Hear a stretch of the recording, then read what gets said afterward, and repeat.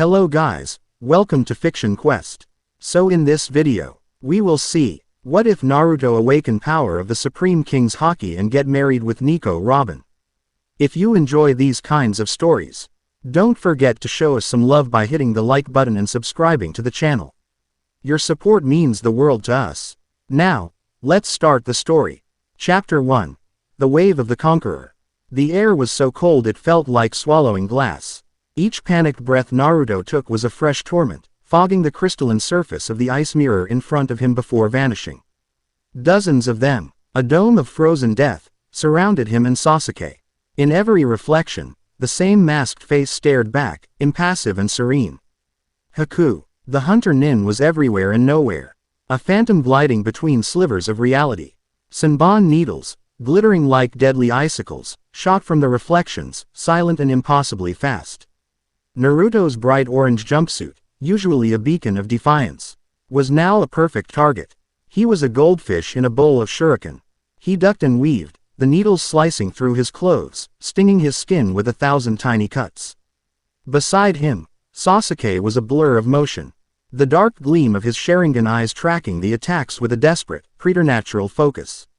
But it wasn't enough. They were being bled dry, exhausted, and hopelessly outmaneuvered. It's no use, Naruto, Sasuke grunted, a line of blood trickling from his temple. He's too fast. We can't land a single hit.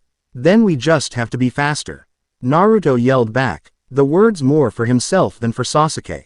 He formed a hand seal, pouring what little chakra he had left into a shadow clone. It appeared beside him and was immediately pincushioned by a volley of needles, dissolving into a puff of smoke. Useless. Utterly useless. Outside the ice dome, Kakashi was locked in a deadly ballet with Zabuza Momochi, the demon of the hidden mist. The clash of Kunai against Zabuza's massive executioner's blade rang out like a funeral bell. Sakura and the bridge builder, Tsunade, could only watch in horror, protected within a circle of Kakashi's making but helpless to intervene. They were losing. On every front, they were losing.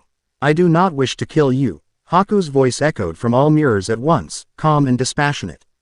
But as long as you stand in Zabuza-sama's way, you leave me no choice. This will be your frozen tomb. Another volley. This time, Sasuke pushed Naruto to the ground, taking the brunt of the attack. The needles embedded themselves in his back and shoulder. He cried out, a sharp, choked sound, before collapsing onto his knees. Sasuke. Naruto scrambled toward him, his heart hammering against his ribs. Stay back, idiot, Sasuke coughed, his Sharingan flickering. I can still see his movements. He was trying to be the stoic Uchiha, the calm prodigy, but Naruto could see the tremors running through his body. He was at his limit. Haku appeared in the mirror directly in front of them, his real body, holding a Senbon poised between his fingers. He wasn't aiming for a non-lethal point. He was aiming for the neck. It's over. Time seemed to slow, the drop of blood falling from Sasuke's lip, the cold glint in Haku's eyes, the distant roar of Zabuza's laughter. In that frozen moment, Naruto remembered the promise he'd made, the one he'd shouted for all of Konoha to hear, that he would become Hokage, that he would never run away. And here he was, about to watch his teammate die. Again, he had failed to be a good classmate, failed to be a good ninja, and now he was failing to be a friend. The loneliness he had felt his entire life, the burning shame of being scorned, the bitter frustration of his own weakness, it all came crashing down on him. A dam of carefully constructed bravado and idiotic grins shattered. But beneath it wasn't the familiar, fiery rage of the Nine Tails. It was something else, something colder, deeper, and infinitely more powerful. It was the primal, indignant rage of a soul that refused to be broken. It was the roar of a will that could not, accept this reality. No, the thought was not a word. It was a command, a denial of the universe itself. You will not take him from me. And then, the world broke.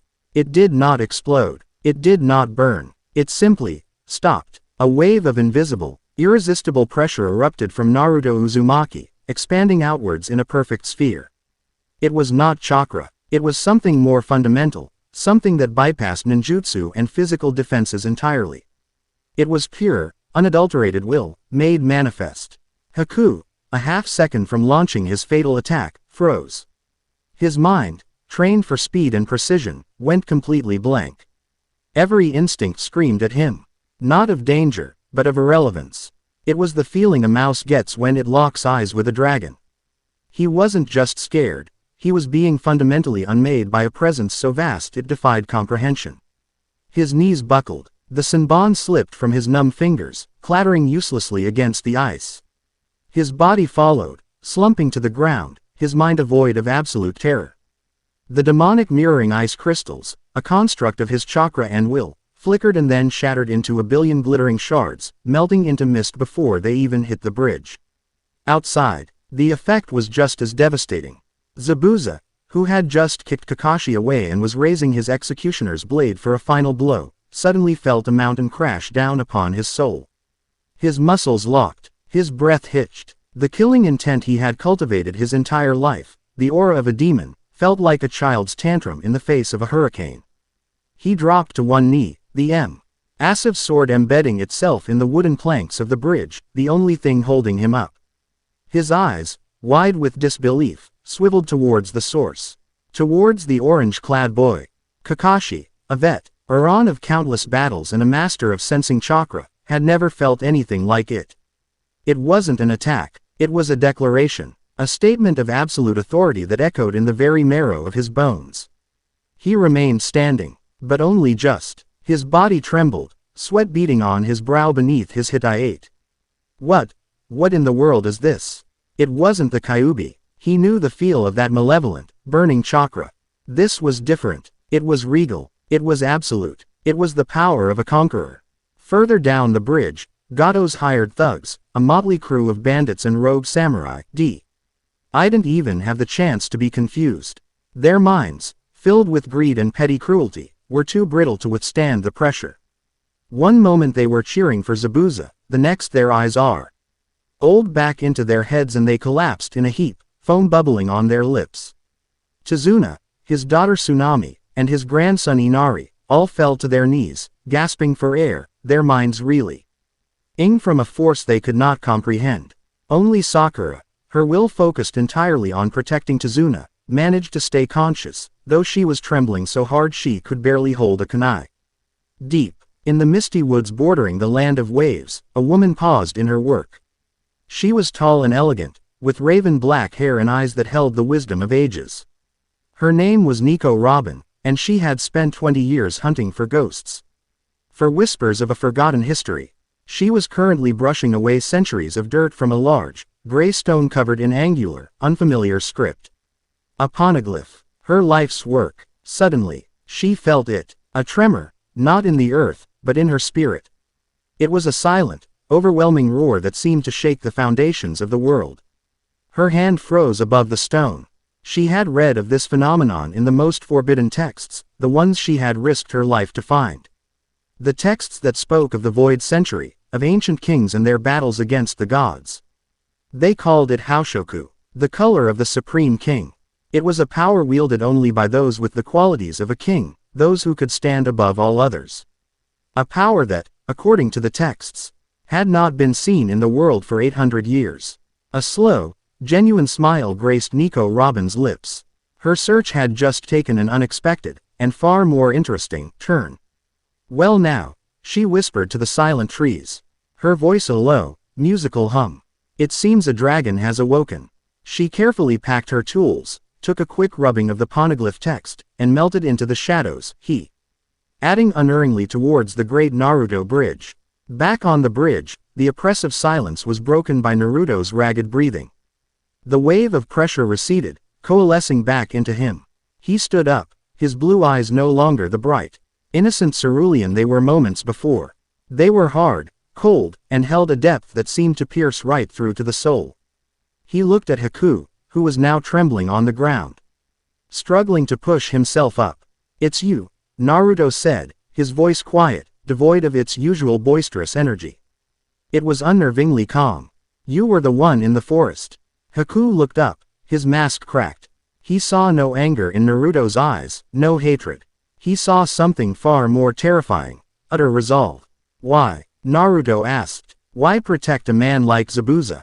Haku, his voice shaking, recounted his story. A boy with a cursed power, hated and feared, who was found by Zabuza.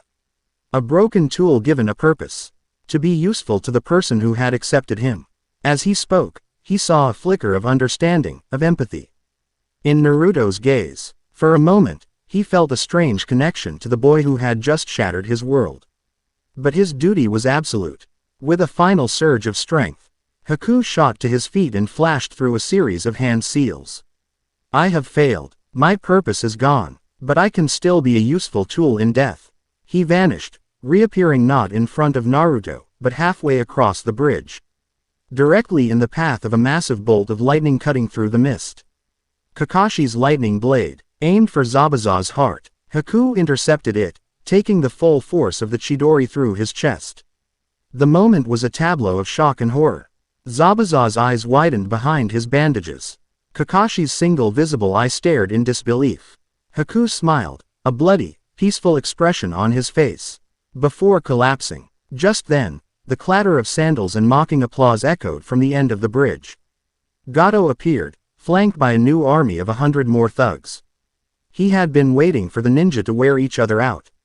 Well, what a disappointment, Zabuza, Gato sneered, kicking Haku's lifeless body. You and your little pet couldn't even handle a few brats. You're more useless than I thought. He ground his heel onto Haku's face.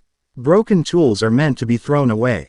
Zabuza didn't move. He stared at Haku's body, his shoulders trembling. Kakashi, prepared for another fight, watched him carefully, but it was Naruto who spoke. The cold, regal pressure began to leak from him again, a low hum that made the air feel thick and heavy. He fought for you, Naruto said, his voice dangerously low. He lived for you, he died for you, and you just stand there, without a word. Are you really that empty inside? Tears streamed down Zabuza's face, hidden by his bandages but visible to Kakashi's Sharingan. Kid, you don't need to say any more. In one fluid motion, Zabuza ripped the bandages from his face, revealing eyes filled with a grief so profound it was monstrous. He pulled a kunai from his pouch, holding it in his mouth. His arms were useless, disabled by Kakashi earlier in the fight. The demon of the hidden mist is dead, he growled, his voice thick with sorrow and rage. I am just a man going to hell, and I'm taking this scum with me. He charged, not like a ninja, with speed and grace, but like a beast. He crashed into the line of thugs, the kunai in his teeth a makeshift fang. He tore through them, ignoring the swords and spears that stabbed into his back. He was a force of nature, a man with nothing left to lose, carving a bloody path straight to Gato. The terrified businessman couldn't even scream before Zabuza's kunai found his throat. Zabuza collapsed moments later, his body a ruin, falling beside Haku. He asked Kakashi for one last favor. To see Haku's face one more time. As the first flakes of snow began to fall, Zabuza Momochi died, a faint smile on his lips as he reached out a blood-stained hand to touch the cheek of the boy who was his only treasure. Naruto watched it all, the pressure around him finally receding. The cold resolve in his eyes softened, replaced by a deep, aching sadness. He didn't understand what had just happened. What that power was. He only knew that it had come from the deepest part of him, and that it had changed everything. Kakashi walked over, placing a hand on his student's shoulder. He looked down at Naruto. Then at the devastation on the bridge, the shattered ice, the unconscious thugs, the dead S-rank ninja, and felt a shiver of apprehension. Naruto, he began, but he didn't know what to say. He looked at Sasuke, who was stirring, groaning from the needles in his back but alive. He looked at Sakura, who was staring at Naruto with a mixture of awe and fear. Za's final words to him echoed in his mind. He had recovered just enough from the psychic blast to speak before his final charge. He hadn't looked at Kakashi, his gaze was fixed on the small blonde boy. Kakashi, the demon had rasped, his voice trembling not with weakness, but with a primal dread. That boy is no mere shinobi. He is a monster, or a king. Kakashi looked at Naruto's determined, grief-stricken face. He suspected, with a certainty that chilled him to the bone, that he might just be both. The return to Konoha was a quiet, tense affair. Kakashi carried Sasuke, who was still recovering, while Naruto walked ahead. Lost in thought, The usual chatter and rivalry between them was gone, replaced by a heavy silence. Sakura kept glancing at Naruto, her expression unreadable. She wanted to ask what he did, how he did it. But the words wouldn't come. There was an invisible wall around him now, a new gravity to his presence that made casual conversation feel disrespectful. Kakashi's report to the third Hokage, Hiruzen Sarutobi, was delivered in the sealed privacy of the Hokage's office. The only others present were the two village elders, Homura and Kaharu, and, lurking unseen in the shadows, Danzo Shimura, the commander of Root. And that's when it happened, Lord Third, Kakashi concluded, his voice grave. I can't explain it. It was not the Nine Tails chakra. I am certain of it. It was an overwhelming wave of willpower. It disabled 2S rank ninja and over 100 armed men instantly. Haku's jutsu shattered. Zabuza was brought to his knees. It felt ancient. Hiruzen sat behind his desk, his wrinkled face a mask of deep contemplation. He took a long drag from his pipe, the smoke curling around his head like a shroud. A wave of will, he repeated softly. You say it had no physical properties. No elemental nature. None that I could detect, sir, Kakashi confirmed.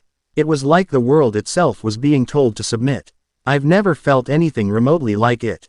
This is an unacceptable development, Kaharu stated, her voice sharp and brittle. The Jinchuriki's power is supposed to be contained. If he is developing new, unknown abilities, he is a threat to the village. He completed the mission, Kakashi countered, his tone hardening. He saved his team. He saved me. This power, whatever it is, turned the tide of a battle we were about to lose. A loose cannon is not a weapon, Kakashi. It is a liability, Homura added, stroking his chin. We must investigate this immediately. The boy should be confined and studied. In the shadows, a flicker of intense interest crossed Danzo's usually impassive face. A power that dominates the will of others. Not the Kyuubi's raw hatred, but something more refined. This was far more valuable than a simple-tailed beast bomb. This was the power of absolute control. A power that belonged in his hands, for the good of Konoha. He had to have it. Or, if he could not have it, he had to destroy it. That will not be necessary, Hiruzen said, his voice suddenly firm, cutting through the council's paranoia. He fixed his gaze on Kakashi. This power manifested while he was protecting his comrade. That is a critical detail. For now, he is your student. Observe him, train him, help him understand and control it. Report any changes to me directly. And only to me. This information does not leave this room. Is that understood? The elders looked like they wanted to argue, but the authority in Hiruzen's voice was absolute. Kakashi bowed. Yes, Lord Hokage. As Kakashi left, Hiruzen leaned back in his chair, a deep weariness settling over him. He had seen millennia of jutsu, bloodlines, and forbidden techniques. But this was something that felt like it belonged to the age of myths, to the time of the Sage of Six Paths himself. A terrifying, exhilarating, and world-altering possibility began to dawn in his old mind. Naruto felt the change the moment he passed through the gates of Konoha. It wasn't the usual glares of hatred or the muttered insults he had grown up with. This was new. It was fear. The guards at the gate stiffened as he walked past. Villagers who saw him coming would hurry to the other side of the street, their eyes wide. Even the other shinobi, the Chunin and Jonin who were usually indifferent to him, now watched him with a wary, calculating suspicion.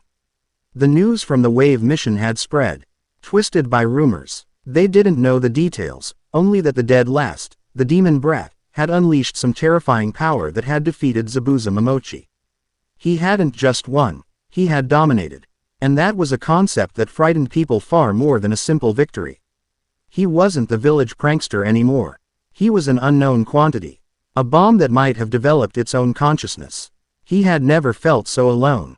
He bypassed his empty apartment, the silence of its rooms suddenly unbearable. There was only one place he ever felt a flicker of acceptance, a moment of peace. The warm, savory steam of Ichiraku ramen was a comforting embrace. Chuki and Ayame greeted him with their usual warmth, their kindness a small, precious island in an ocean of hostility. He sat at the counter, ordered a large bowl of miso pork ramen, and tried to lose himself in the familiar ritual.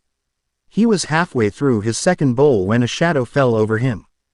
He looked up, expecting to see a teammate or maybe even Iruka-sensei. But the person standing there was a stranger. A woman, taller than he was, with hair as black as a moonless night and eyes that seemed to hold a universe of secrets.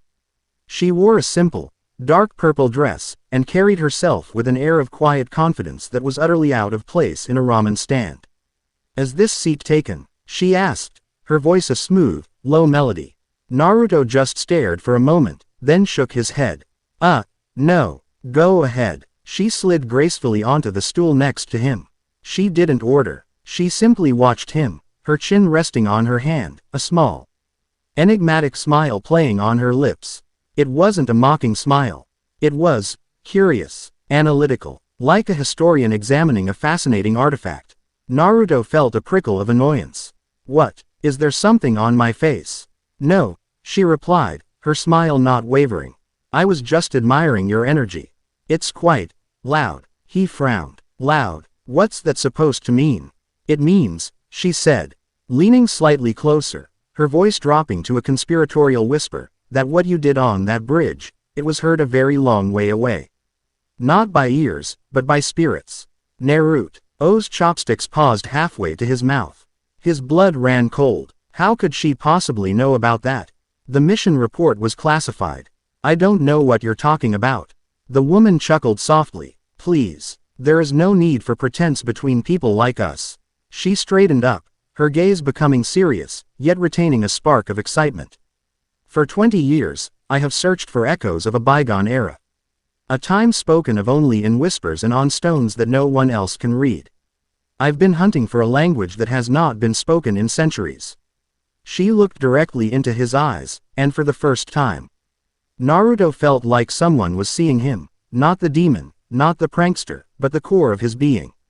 "That power you possess," Nico Robin said, her smile returning, full of mystery and promise.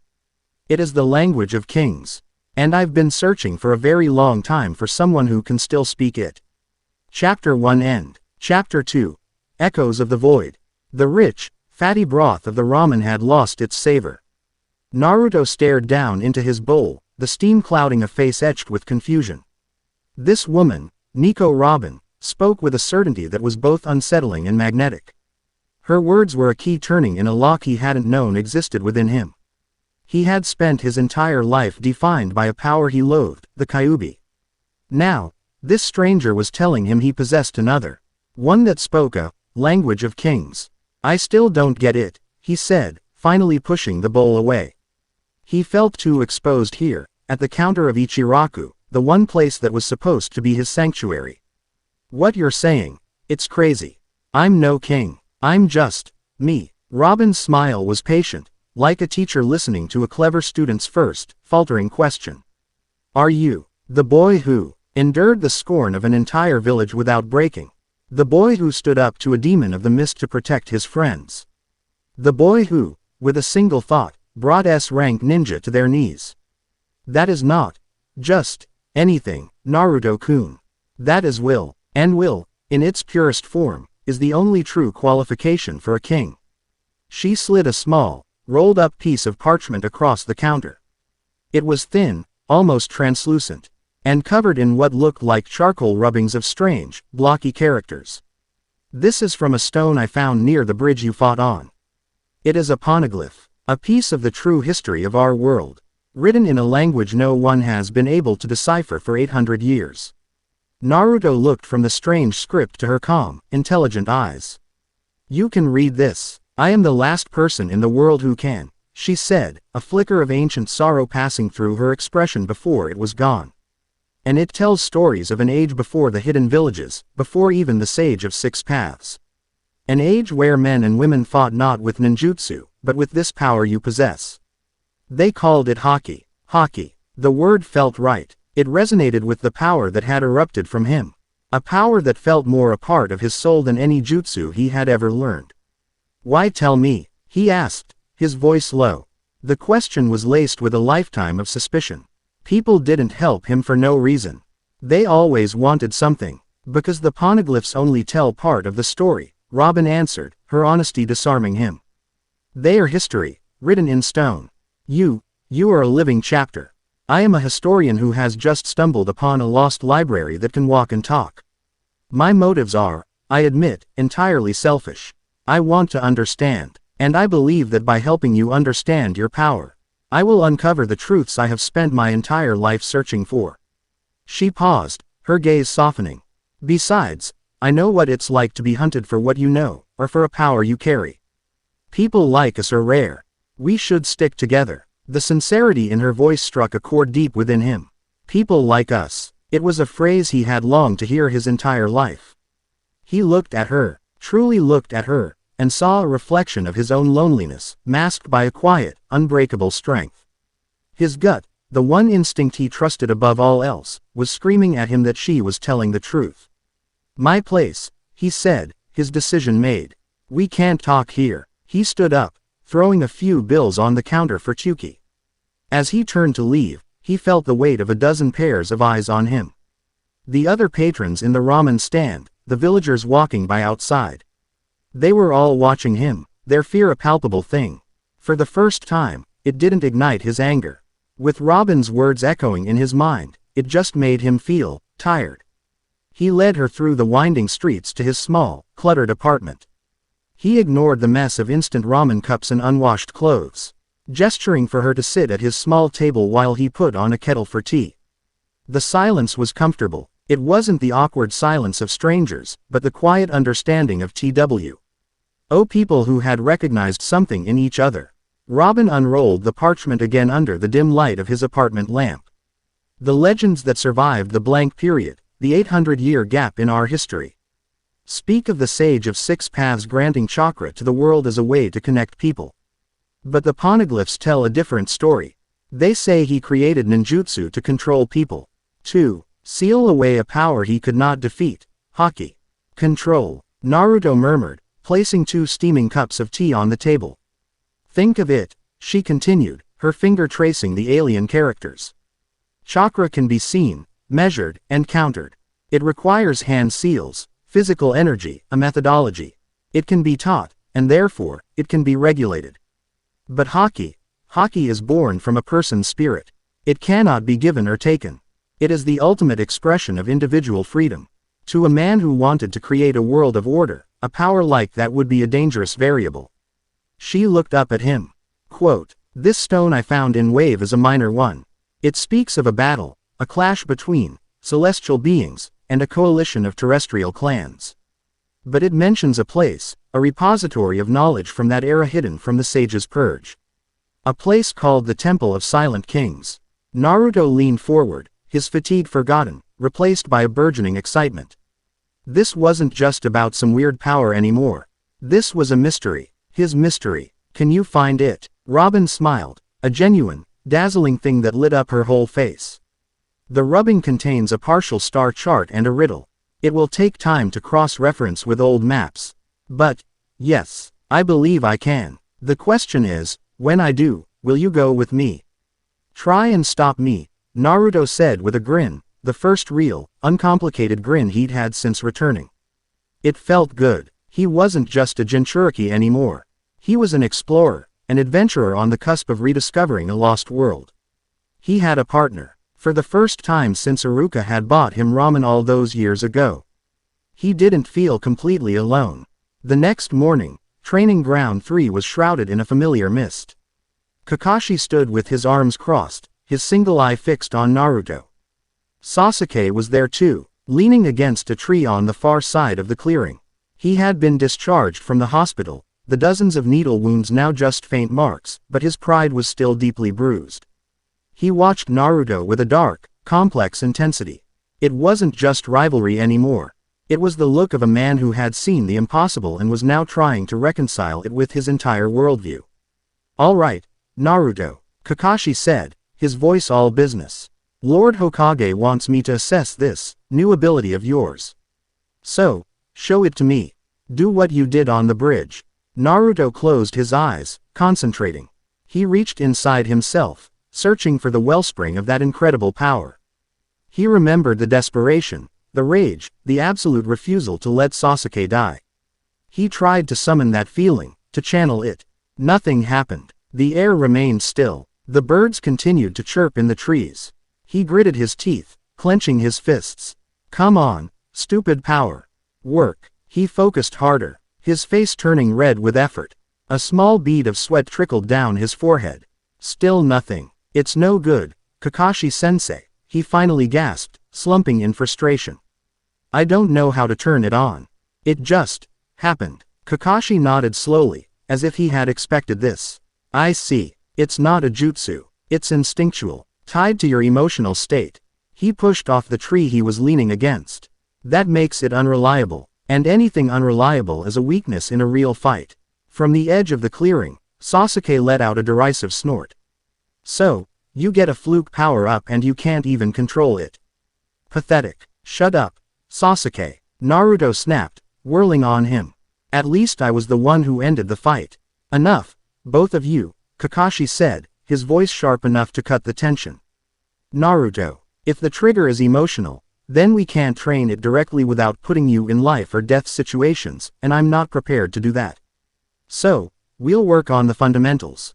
We're going to sharpen the tools you need to wield it when it does appear. He pulled out a black blindfold. Put this on. Naruto frowned. A blindfold? How am I supposed to fight if I can't see? Quote, you have more senses than just your eyes, Kakashi replied, tying it securely around Naruto's head, plunging him into darkness. A shinobi needs to be able to feel the flow of battle, to sense the killing intent of an enemy. To predict their movements before they happen. Your new power, when it activated, wasn't something you saw. It was something you felt. We're going to train that feeling. What followed was one of the most frustrating and painful hours of Naruto's life. Kakashi moved around him, a ghost in the dark. Naruto would hear a rustle of leaves to his left and swing, only to be met with empty air. Followed by a sharp kick to his back from the right. He tried to sense Kakashi's chakra, but the Jonin was a master at suppressing it. He was utterly, hopelessly lost. Stop reacting to what you hear. Kakashi's voice seemed to come from all directions. Sound as secondary. The attack begins long before the physical movement. It begins with intent. Feel for the moment my will focuses on you. That is your only warning. Naruto panted, his body already covered in bruises. He blocked out the sound of the leaves, the birds, Sasuke's quiet breathing. He tried to feel what Kakashi was talking about. A flicker, a prickle on the back of his neck, like an insect about to bite. He spun around, throwing a punch just as Kakashi's fist was about to connect with his face.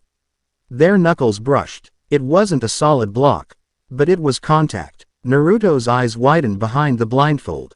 I felt that. Good. Kakashi's voice was closer now, a hint of approval in it. That flicker of intent, that's what you're looking for. It's the barest foundation of what they call observation haki in some of the old texts. The ability to sense the world through will alone. Now, let's go again. For another hour, they sparred in the darkness, and slowly, Naruto began to improve. He was still getting hit more often than not, but he was starting to anticipate, to feel those flickers of intent just before an attack. He was learning a new language, one spoken not with words or chakra, but with will. Sasuke watched it all, his Sharingan spinning. He could see the flow of chakra, the twitch of muscles. The minute details of the fight. But he couldn't see what Naruto was sensing.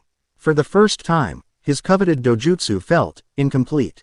There was a level to this fight that he was blind to, and it infuriated him. He was supposed to be the prodigy, the one with the legendary eyes. But the dead last, the idiot, was learning to see without any eyes at all. He clenched his fists, the bitter taste of inadequacy in his mouth. He needed to get stronger. Whatever it took. In a dark, sterile chamber deep beneath the foundations of Konoha, Danzo Shimura reviewed the report from his operative. Fu, a root Anbu with a blank, expressionless tanuki mask, knelt before him. He could not activate the ability at will, Fu reported, his voice a monotone. Jonin Hitaki is training him in sensory deprivation combat, presumably to heighten his instincts. Danzo tapped a finger against his throne-like chair. So, the boy is a cannon, but he doesn't know how to light the fuse. The trigger is emotional distress, specifically when a comrade is in mortal danger. An admirable, but exploitable, weakness. A cold smile touched his lips. It seems we will have to provide the spark ourselves. He needed to know the limits of this power. Was it a one-time fluke? Could it be resisted by a sufficiently strong will? Could it be controlled? A weapon you can't aim is useless. A weapon someone else is aiming is a threat. Fu, Danzo said, select a 4-man cell. Your objective is to engage the Jinchuriki tonight. He has been training. He will be exhausted. Push him. Isolate him. Use coordinated, non-lethal attacks. Your goal is not to injure him, but to break his spirit. I want to see this. Haki, for myself. I want to know what it takes to make the boy roar. And the woman he has been seen with. The foreigner, Nico Robin. Fu asked. Danzo's eye narrowed. Her file is suspiciously thin. An archaeologist from the West Blue, registered as a civilian researcher. But my sources say she is a survivor of Ohara. A demon with a bounty that would make her the wealthiest person in the elemental nations. She is dangerous. If she interferes, you have my permission to neutralize her. But the boy is the priority. Do not fail me. It will be done, Lord Danzo, Fu said, before melting back into the shadows, leaving Danzo alone in the silent darkness, scheming. The will of fire was a fine sentiment for the masses, but true strength. The strength to protect Konoha from the shadows was forged in darkness and control. And Naruto Uzumaki would either be his greatest tool or he would be ash. Night had fallen over Konoha. Naruto was making his way back to his apartment, his muscles aching from Kakashi's brutal training session. His mind, however, was buzzing. He felt like a door had been opened. And he was just beginning to peek through it. This training was different from learning a new jutsu. It was like learning how to breathe all over again. He decided to take a shortcut through one of the smaller, deserted training grounds. A patch of woods near the village wall. The air was cool and quiet. Too quiet. The usual symphony of crickets and night birds was absent. He stopped, his hand instinctively reaching for the kunai pouch on his leg. He closed his eyes, trying to replicate the state of focus Kakashi had forced on him. He filtered out the rustle of the leaves, the hum of the village in the distance. He searched for that flicker. There. 4 of them. 1 in the trees to his right. 1 behind the large boulder to his left. 2 more, moving silently, flanking him from the front and back. They were good. Their chakra signatures were almost completely suppressed, and they moved without a sound. But their intent, that, they could not hide. It was cold, sharp, and focused entirely on him. Naruto opened his eyes, a grim line setting his mouth. You can come out now, he called into the darkness. I know you're there. 4 figures dropped from the shadows, surrounding him. The Y wore the standard gray flak jackets and white, animal-themed masks of the Anbu. But there was something off about them. They had no presence, no personality. They moved with the synchronized, eerie perfection of puppets. Root, the one with the tanuki mask, Fu, stepped forward. Naruto Uzumaki, by order of the village council, you are to come with us for an evaluation of your unique abilities. Naruto snorted. The council? Funny, I don't see the Hokage's signature on that order. I think I'll pass. Your compliance is not optional, Fu stated, and then they attacked. It was unlike any fight he had ever been in. They didn't use flashy jutsu. It was all silent, brutally efficient taijutsu and swift kenjutsu strikes.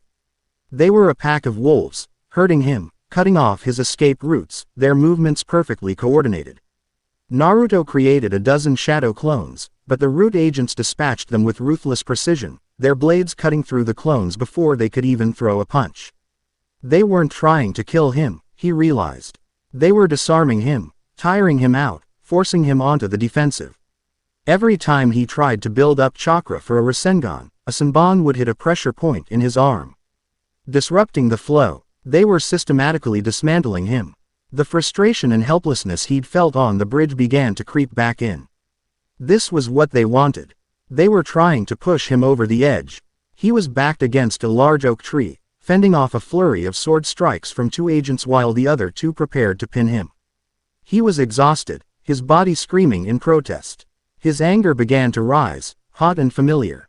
The red, bubbling chakra of the Kyuubi started to leak out, forming a faint crimson aura around him. This is what they want. A voice screamed in his head. They want the monster. Do not let your anger be their tool. The voice was calm, clear, and came from the branches of the oak tree directly above him. He glanced up. Leaning casually against the trunk, almost invisible in the deep shadows, was Nico Robin. She wasn't looking at the root agents. She was looking at him, her expression one of placid observation. "They aren't fighting you, Naruto-kun," she said, her voice carrying easily in the quiet clearing. "They are conducting an experiment. The subjects of a good experiment should never know they are being tested. It spoils the results. They don't want to kill you. They want to break you. Don't give them the satisfaction of seeing you angry. Show them your will." Her words cut through the red haze of his rage like a splash of cold water. She was right. He was playing their game. He was letting them dictate the terms of the fight. He needed to stop reacting and start commanding. He took a deep breath, forcing the Kyuubi's chakra back down. He closed his eyes, plunging himself back into the darkness of the blindfold training. The four root agents paused, momentarily confused by his sudden change in demeanor. He ignored the sounds. He ignored the pain. He focused on their intent. 4 cold pinpricks in the darkness. They were about to move again. The 2 in front would faint, while the ones on his flanks would move to restrain him. He felt the flicker. Now, Naruto dropped low, sweeping his leg out in a powerful arc. It was a move they hadn't expected. The 2 agents in front stumbled, their coordinated attack broken. In that split second of chaos, Naruto moved. He didn't charge wildly. He flowed like water, slipping between their guard. He remembered Kakashi's words. "Feel for the moment my will focuses on you." He ducked under a sword slash from the left he shouldn't have been able to see. He sidestepped a paralyzing palm strike from the right. He wasn't just dodging. He was moving to where they weren't going to be. He was a step ahead of their thoughts. Fu watched, his masked face betraying no emotion, but inside, his analytical mind was reeling. The boy's movements had become preternaturally precise. He was no longer fighting like a clumsy brawler. He was fighting like a master, predicting their every move. This was not the Kyuubi. This was something else entirely. Fu decided to end it. He surged forward, his own will focused like a razor's edge, channeling his chakra into a single, decisive strike aimed at Naruto's solar plexus. Naruto's eyes snapped open. He saw Fu coming, but instead of retreating, he stepped into the attack. At the very last moment, just as Fu's hand was about to connect, Naruto exhaled. It wasn't a shout. It was barely a whisper of air. But it carried with it a sliver of the same immense pressure from the bridge. A short, controlled, concussive burst of pure conqueror's haki. It didn't knock Fu out. It didn't throw him across the clearing. It struck him directly in the mind. For one terrifying second, Fu's world vanished, replaced by the image of 2 vast, unforgiving blue eyes, as deep and as cold as the open sea. He felt a pressure on his soul that told him, with absolute certainty, that he was nothing. An ant trying to bite the sun. His attack faltered, his body frozen in place by sheer, primal terror. Naruto seized the opening. His fist, glowing with a faint blue aura of his own chakra, slammed into Fu's chest. It was a simple, clean punch. But it was enough. The root leader was thrown back, crashing into a tree and slumping to the ground. Conscious but completely immobilized, the other 3 agents froze, their soulless discipline finally cracking. They had just seen their leader, one of the most formidable shinobi in Root, paralyzed by fear and taken down with a single blow. Naruto didn't look at them. He walked slowly over to the gasping Fu, his shadow falling over the kneeling Anbu. He leaned in close, his voice a low, cold whisper that was more intimidating than any shout. "Go back to the old mummy in the bandages," he said, his words precise and deliberate.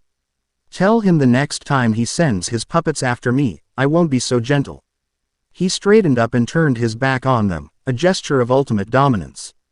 He knew they wouldn't attack. He had broken their leader, and in doing so, he had broken their will to fight. As one, the 3 remaining agents grabbed their fallen captain and vanished into the night, leaving Naruto and Robin alone in the silent, moonlit clearing. Naruto's legs finally gave out, and he sat down hard on the ground, breathing heavily. The adrenaline faded, leaving behind a deep, bone-weary exhaustion. Robin dropped gracefully from the tree, landing silently beside him. She offered him a small canteen of water. "Impressive," she said, a note of genuine admiration in her voice. You were a much faster learner than I anticipated. You didn't just win a fight. You sent a message. He took a long drink, the cool water soothing his raw throat. Thanks for the advice. I did nothing, she replied. The will was your own. I simply reminded you to use it. They sat in silence for a moment, the sounds of the night slowly returning. Naruto felt a sense of accomplishment that was deeper and more satisfying than any he had felt before. He hadn't just beaten an enemy. He had conquered himself. He had faced down his own anger and won. So, he said, looking over at her. That temple you mentioned, did you find it? Robin's lips curved into a smile. She reached into her pack and produced an old, weathered map of the Land of Fire. On it, she had made a series of complex notations in a fine, elegant script. She pointed to a spot deep within the largest, most ancient forest. A place marked on the map only as the Guardian's Grove. I did, she confirmed. The riddle spoke of a place where the kings sleep, waiting for the sun to rise again, located where the eye of the northern star cannot see. It's a valley, so deep and narrow that for most of the year, Polaris is obscured by the canyon walls. The Temple of Silent Kings should be there. Naruto grinned, the weariness vanishing, replaced by a surge of anticipation. Then what are we waiting for? 2 days later, they stood at the main gate of Konoha, their packs filled with supplies for a multi-day journey. Naruto had on a new outfit, a more practical black and orange jacket, the garish jumpsuit finally retired. Robin was dressed in her usual practical but stylish traveler's attire. Naruto had informed the third Hokage that he was taking a personal training trip, with Robin accompanying him as a guide. Hiruzen, who had received a very terse and alarming report from a furious Danzo, had approved it with a knowing look in his eye. He understood that letting Naruto get some distance from the village, and from Danzo's machinations, was the wisest course of action. They were about to leave when the ground shook. With a theatrical poof of white smoke that smelled of swamp water and toad oil, a truly colossal red toad appeared directly in their path.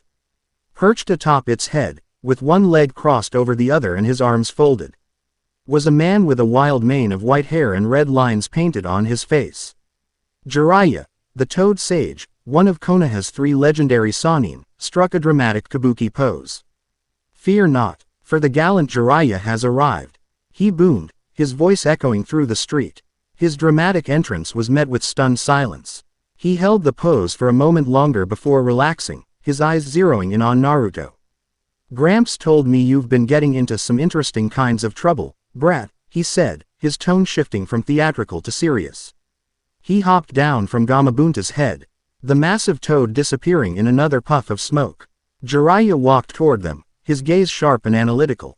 He looked Naruto up and down, then his eyes shifted to the calm, beautiful woman standing beside him. He took in her poise, her intelligence, and the subtle strength in her posture. His eyes narrowed with the practiced suspicion of a spymaster. His goofy grin was gone, replaced by a hard, unreadable expression. All right, brat, he said, his voice now a low, dangerous rumble. You've got a lot of explaining to do. And you can start with who your new girlfriend is. Chapter 2 End. Chapter 3. The Temple of Silent Kings. Jiraiya's presence was like a mountain suddenly appearing on the road. It wasn't just his size, though he was tall and broad-shouldered, but the sheer weight of his chakra and experience. The air around him seemed to hum with a power that was both boisterous and deeply dangerous. The goofy pervert, the theatrical sage, had vanished. In his place stood a cage-level shinobi, a spymaster whose eyes missed nothing. Naruto felt an old, familiar sting of indignation. She's not my girlfriend, he said, his voice sharper than he intended. She's my partner, Nico Robin, and we're on a mission. Jiraiya's gaze flickered between them. He saw the easy confidence between the boy he'd known as a loudmouthed brat and this enigmatic woman.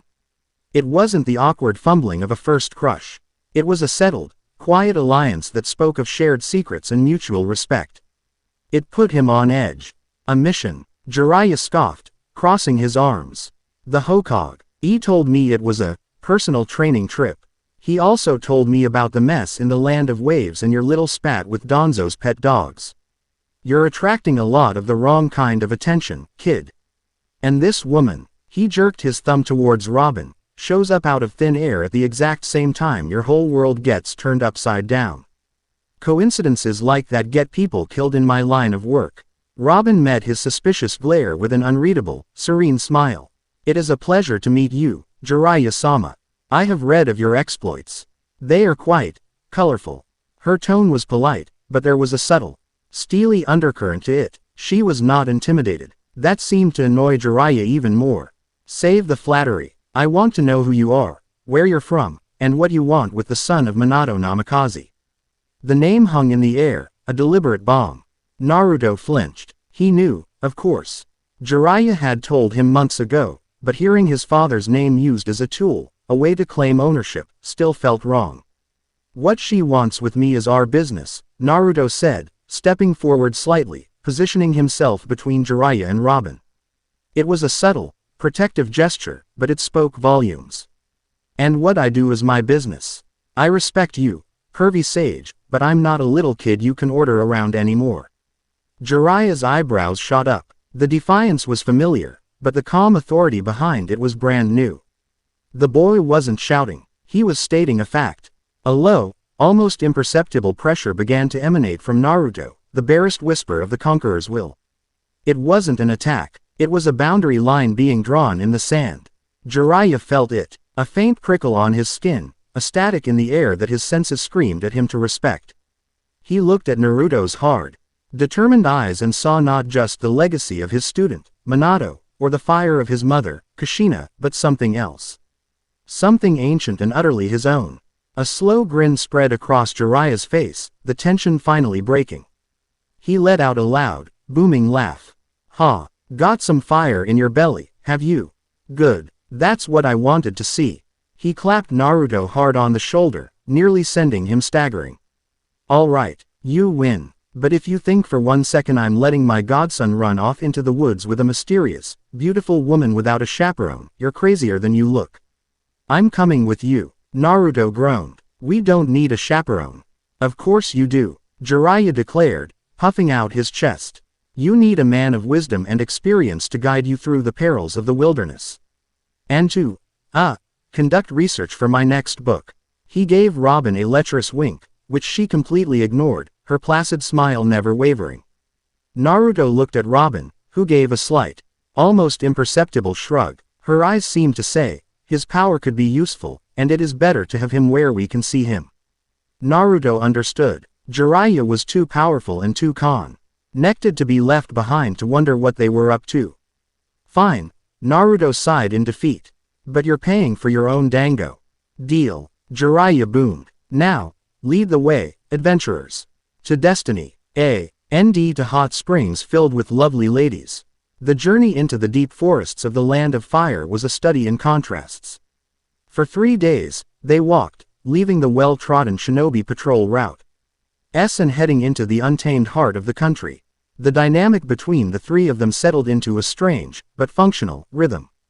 Jiraiya, true to his word, was loud, boisterous, and spent an inordinate amount of time trying to peek into women's bathhouses in the small villages they passed through on the first day. But beneath the veneer of the fool, Naruto and Robin saw the spymaster. His eyes were constantly scanning their surroundings, cataloging every bird call, every broken twig. He was assessing their skills, their awareness, their synergy. He'd create small, subtle tests, like deliberately leading them towards a territorial boar's nest or, accidentally, dropping a supply pouch down a ravine, just to see how they would react. Naruto and Robin handled each challenge with an easy, unspoken coordination. When the boar charged, Robin used her powers to sprout a dozen arms from the ground, tangling its legs, while Naruto, instead of attacking it, unleashed a short, sharp burst of Haki. The boar, a creature of pure instinct, froze in its tracks, squealed in terror, and fled into the undergrowth. Jiraiya, who had been preparing a massive fire jutsu, was left standing with his mouth agape. During their nightly campfires, the real bonding occurred. Jiraiya would tell grand, exaggerated stories of his youth, of his adventures with Tsunade and Orochimaru. Naruto would listen, enthralled, while Robin would occasionally interject with a dry, witty comment or a historical correction that left Jiraiya sputtering. It was during these quiet moments that Robin and Naruto shared more of themselves. She told him stories of Ohara, not of its tragic end, but of its vibrant life. She spoke of a world dedicated to knowledge, of a library that held the stories of 1,000 cultures, of her mother, a brilliant and kind woman who had taught her to read the poneglyphs. She spoke of the utter silence after the Buster call, the soul-crushing loneliness of being the last one left. Naruto, in turn, spoke of his own loneliness, not in a plea for pity, but as a simple statement of fact. He told her about the cold glares, the sabotaged tests at the academy, the crushing quiet of his empty apartment. He spoke of the desperate need to be seen, to be acknowledged, that had driven him to become the village's #1 prankster. Jiraiya would pretend to be asleep, his back turned to them. But he listened to every word. His heart ached for the boy, for the childhood he had been denied. And his respect for the woman, Robin, grew with every passing hour. He had initially seen her as a potential threat, a manipulator using his godson. But now he saw her for what she was, a survivor.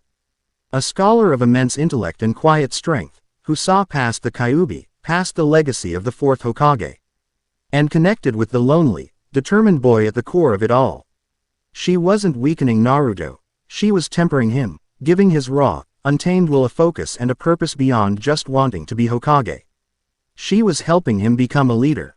On the third night, as Robin was quietly reading a book by the firelight and Jiraiya was snoring theatrically, Naruto sat on a large rock, overlooking the dark valley they were set to enter the next day. He was practicing the sensory training Kakashi had taught him. He closed his eyes and expanded his awareness, feeling the life in the forest around him. The faint heartbeat of a sleeping deer. The cold slither of a snake in the grass. The slow, patient will of the ancient trees. "You're getting better at that," Robin's voice came from beside him. He opened his eyes to see her standing there, a cup of tea in her hand. "It feels weird," he admitted. "Like I'm listening to a song the whole world is singing, but I only know a few of the words." "That's a beautiful way to describe it," she said, sitting next to him. Kanbunshoku Haki, or the color of observation, is the power to hear the voice of all things. Most can only hear the voices of people, of their intent. But the truly powerful can hear the voice of animals, of the trees, even of the stones themselves. They sat in comfortable silence for a while, watching the stars. The valley below was a river of impenetrable blackness. "Are you scared?" Naruto asked quietly. "About what we might find in there?" Robin considered the question for a moment.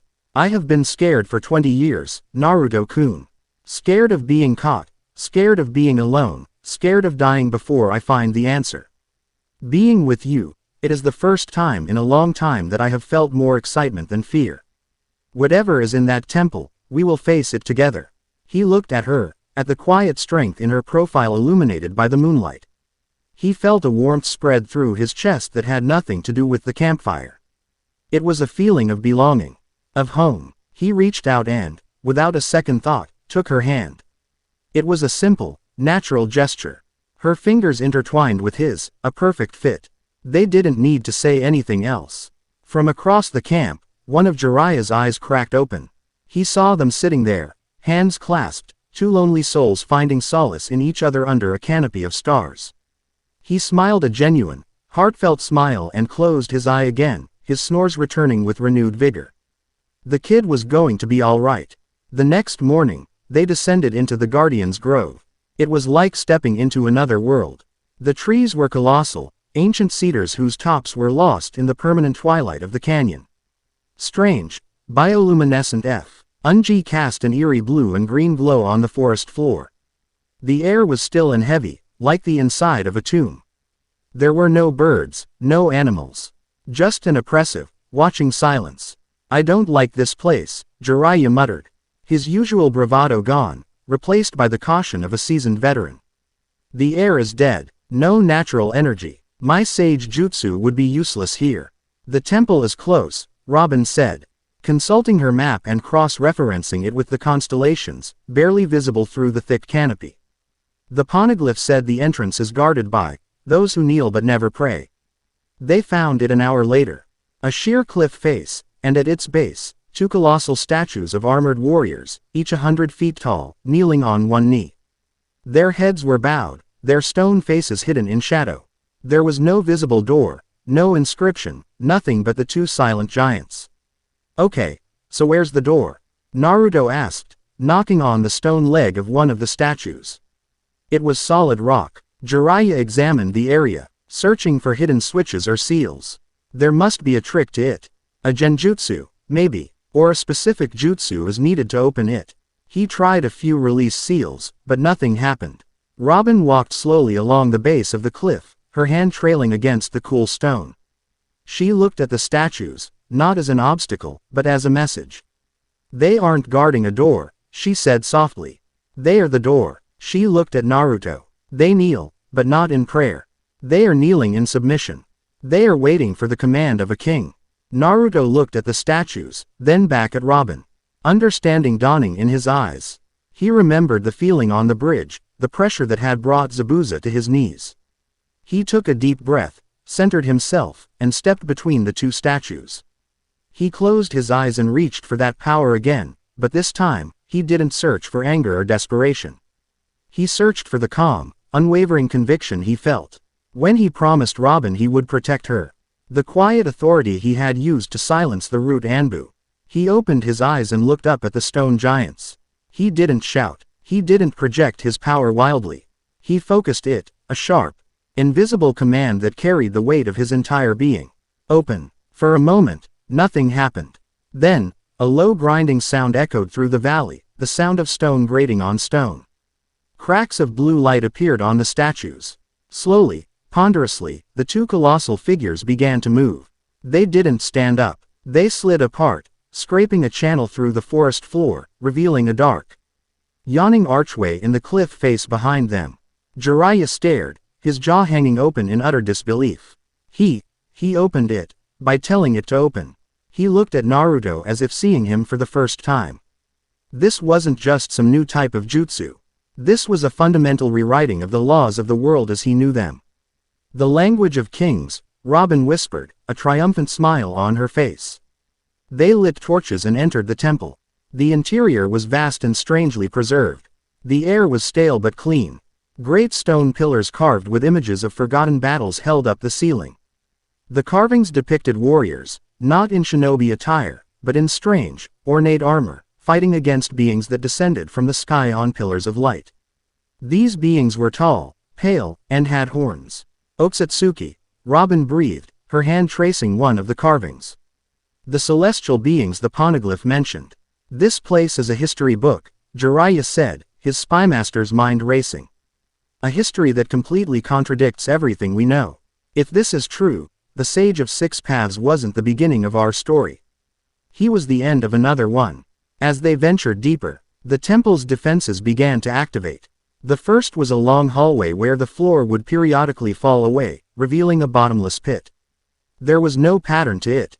Jiraiya tried to use his sage senses to predict it, but the lack of natural energy rendered him blind. Let me try, Naruto said. He closed his eyes, focusing his observation Haki. He couldn't see the mechanism, but he could feel the intent of the trap. A split second before a section of floor was about to drop, its will to activate would flicker into existence. Now, he'd yell, and they would jump to the next safe spot. They navigated the entire hallway without a single misstep, moving to Naruto's rhythm. The next chamber was filled with dozens of stone golems, identical in shape to the warriors outside. When they entered, the golems' eyes glowed with the same blue light, and they began to move, their heavy footsteps shaking the room. Jiraiya unleashed a massive fire-style jutsu. Fire-style. Flame bomb. A huge torrent of fire washed over the golems, but it did nothing. The flames licked off their stone bodies, not leaving so much as a scorch mark. They're infused with some kind of chakra-nullifying seal. Jiraiya yelled, dodging a massive stone fist. Robin sprouted hundreds of arms from the golems' bodies, trying to restrain them. Clutch. The arms wrapped around the golems, but the stone warriors simply powered through them, shattering the arms with sheer, brute force. They aren't powered by chakra, Naruto realized, his mind racing. He could feel it now. They weren't alive. They were puppets, animated by a lingering will left behind by their creators. Ninjutsu was the wrong tool. He had to fight will with will. Cover me, he yelled. Jiraiya and Robin immediately shifted tactics. Their purpose no longer to defeat the golems, but to buy Naruto time. Jiraiya used his toad oil bombs and summoning jutsu to distract and obstruct, while Robin used her devil fruit powers to create walls of hands, blocking the golems' paths. Naruto stood in the center of the room, ignoring the chaos around him. He took a deep, centering breath and unleashed his conqueror's haki. But this time, he didn't release it in a wave. He held it, compressed it, letting the immense pressure build around his body like an aura. The air grew thick and heavy. The blue glow of the fungi on the walls seemed to dim. The golems closest to him faltered. Their movements became jerky, their blue eyes flickering. They were resisting, their creator's ancient commands fighting against Naruto's overwhelming will. Kneel. He pushed the command outwards. A visible ripple, like a heat haze, distorted the air around him. One by one, the stone golems stopped their assault. Their bodies trembled, and then, with the sound of cracking stone, they dropped to one knee, their heads bowing in the same posture of submission as the statues outside. The entire room of stone warriors was now kneeling before him. Jiraiya stood amidst the silent golems, his face a mask of profound shock. Robin simply smiled, her faith in Naruto utterly affirmed. They proceeded to the final chamber. It was a vast, circular room. In the very center, on a raised dais, sat a massive, black cube of stone, the Ryo poneglyph. Robin's eyes widened, a lifetime of searching culminating in this single moment. But as she took a step towards it, a shadow detached itself from the ceiling. It had no discernible shape. It was a patch of living darkness, a formless entity that seemed to absorb the light around it. It had no eyes, but they could all feel its gaze, a cold, hungry presence that fed on emotion. "What is that thing?" Jiraiya asked, positioning himself in front of Naruto and Robin. "The temple's final guardian," Robin surmised, her voice tense. The carvings depicted it. It was a weapon used by the Akatsuki, a creature that consumes a person's spirit. Jiraiya sprang into action. Rasengan. He charged forward, the swirling sphere of chakra slamming into the creature. But instead of exploding, the Rasengan simply fizzled out. The creature absorbed the jutsu without a trace. It then lashed out with a tendril of shadow, and as it passed over Jiraiya, the Sannin stumbled back, his face suddenly pale, his eyes clouded with a deep, remembered sorrow. "Sensei," he whispered, lost in a vision of Hiruzen's death. The creature fed on his grief, growing slightly larger, slightly darker. It feeds on fear, on despair, Naruto realized. He could feel it probing at his own mind, trying to find his insecurities, the loneliness, the pain of his childhood. He saw flashes of the villagers, hateful glares, of Sasuke leaving the village, of his own failures. But then, he felt Robin's hand on his shoulder.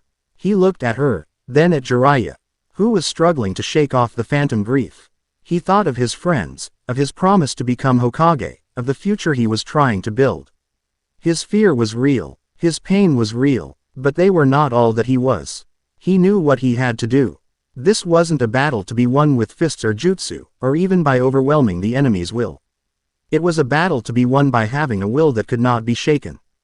"Pervy sage, Robin, trust me," he said, stepping in front of them. He faced the creature and did the one thing it did not expect. He relaxed. He let go of his anger, his fear, his desperation. He simply stood there, a beacon of unwavering, unshakable confidence. He wasn't projecting his haki outwards as an attack. He was holding it within, turning his own spirit into an impenetrable fortress. The shadow creature surged towards him, enveloping him in its cold, dark essence. It searched his mind for a foothold, for a crack of fear to exploit. It found none. It found only the absolute, indomitable belief of a boy who had been through hell and had come out the other side, not broken, but stronger. It found the conviction of a king. The creature recoiled as if burned. It had tried to drink from a poisoned well. A will this strong, this pure, was not food. It was poison. The creature let out a silent, psychic scream and began to shrink, its darkness turning gray and thin. It had tried to consume the sun and was now starving in its light. Within seconds, the spectral guardian dissipated into nothing, starved into non-existence. Naruto stood there, breathing steadily. He had faced his own inner demons and had conquered them. It was the greatest victory of his life. Jiraiya stared, shaking his head to clear the last of the phantom sorrow. "Kid, how did you? It wanted me to be afraid," Naruto said simply. "So I decided not to be." Robin walked past him, her eyes filled with pride and something deeper, and placed her hand on the poneglyph. She closed her eyes for a moment, savoring the connection to the past, before she began to read the ancient text aloud. Her voice echoed in the silent chamber as she translated the story etched in the stone. It told of the Akatsuki clan, celestial beings who traveled from world to world, planting god trees that would absorb all life and chakra, bearing a fruit that would grant their clan eternal life and power.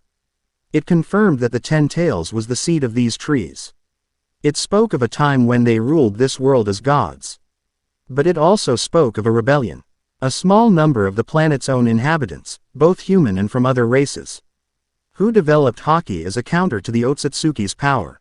They were the usurpers, the silent kings. They fought a losing war, but before they were wiped out, they created the poneglyphs. An indestructible record of the truth, so that one day, when the will of a king was born into the world again, they would know who their true enemy was. "So that's it," Jiraiya said, his face grim. "The Akatsuki, they think they're hunting tailed beasts for a superweapon. But they're really just gathering the pieces of a seed that will destroy the world for their real master." "And the Sage of Six Paths?" Robin asked, her eyes still on the stone. He was an Akatsuki hybrid, Jiraiya pieced together, his mind working furiously. His mother, Kagaya, was the one who planted the tree. He and his brother defeated her, but he couldn't undo what she had done. He sealed the 10 Tails husk and split its chakra into the 9-tailed beasts. He created ninjutsu to give humanity a way to fight. But he hid the real truth. He must have thought humanity wasn't ready to know they were living on borrowed time, on a farm waiting to be harvested. A heavy silence fell over them. The scale of the threat, of the lie they had all been living, was staggering. "We have to go," Naruto said, his voice firm, pulling them back to the present. "We have to get this information back to the old man." They turned to leave, their minds reeling with the apocalyptic revelations. As they stepped out of the temple entrance, back into the gloomy twilight of the valley, they found they were not alone. Standing before them, blocking their path, were 2 figures in black cloaks adorned with red clouds. One was massive, with blue, shark-like skin, carrying a huge, bandaged blade on his back.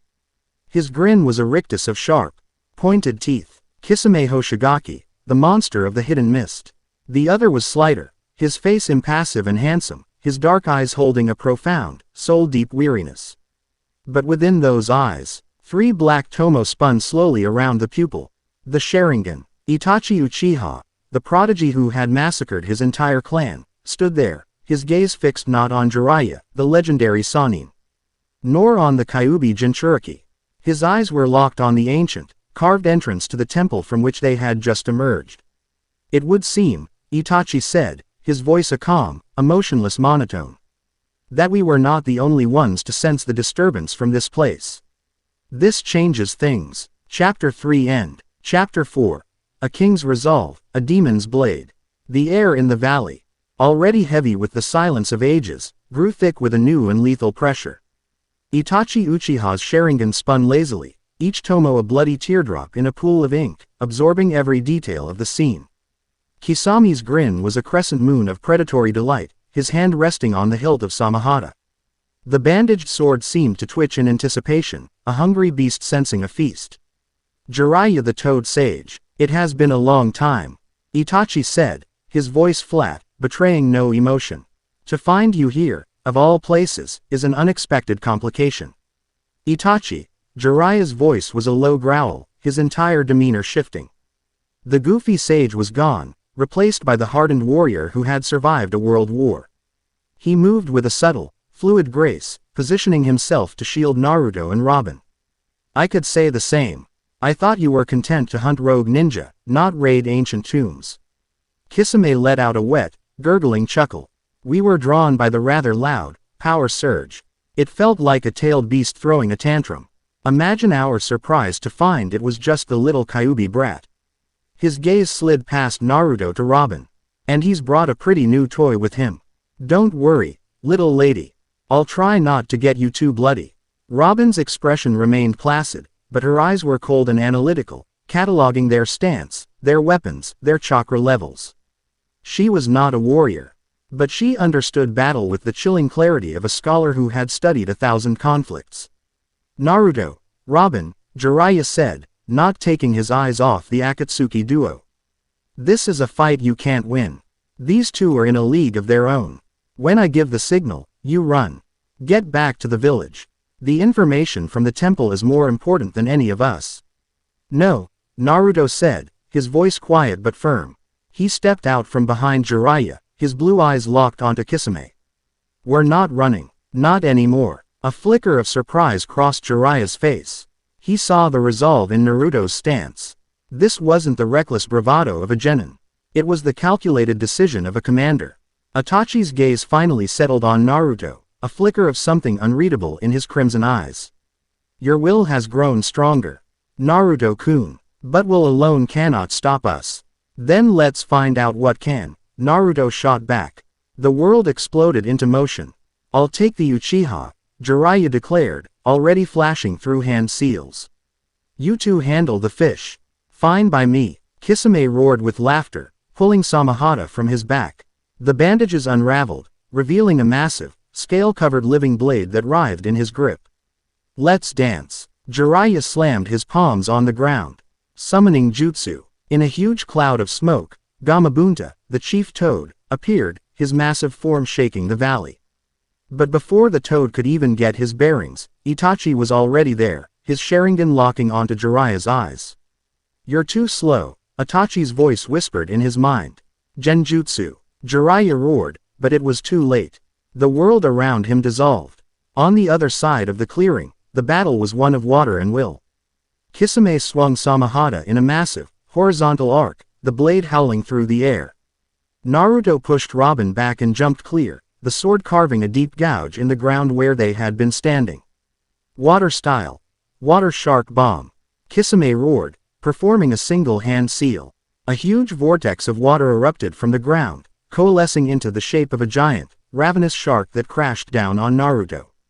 He substituted at the last second, a log taking the brunt of the attack. But the sheer force of the water threw him back. He can conjure that much water with no nearby source. Naruto gasped, landing on his feet. Do you understand now, brat? Kisame grinned, resting the massive sword on his shoulder. Against me, you're just a tadpole in a blender. I have the chakra of a tailed beast, and Samahata here just loves the taste of Jinchuriki. Boruto gritted his teeth and formed a familiar seal. Shadow Clone Jutsu. A dozen clones popped into existence, all of them charging Kisame from different angles. Kisami's grin only widened. More appetizers for the main course. He met their charge head-on, Samahata a blur of motion. Every time a clone got close, the living sword would lash out, not cutting them, but simply touching them. The moment it made contact, the clone would destabilize and vanish, the chakra that formed it sucked dry. In seconds, all the clones were gone. My turn, Kisame said, and charged. He was deceptively fast for his size. Naruto barely had time to raise a kunai to block. The clash of steel against living scale sent a painful shockwave up his arm. He could feel Samahata trying to drain his chakra through the kunai, a hungry, rasping presence. Hana no am I, trying to flare. Suddenly, 30 arms sprouted from Kisami's back, shoulders, and legs, wrapping around him like vines. Clutch. The arms twisted, trying to snap his neck and dislocate his limbs. Kisame grunted, his muscles bulging. Cute trick. With a roar of pure physical power, he flexed, shattering the arms into dissipating flower petals. But the momentary distraction was all Naruto needed.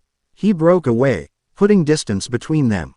His physical strength is monstrous, Robin stated, appearing beside Naruto.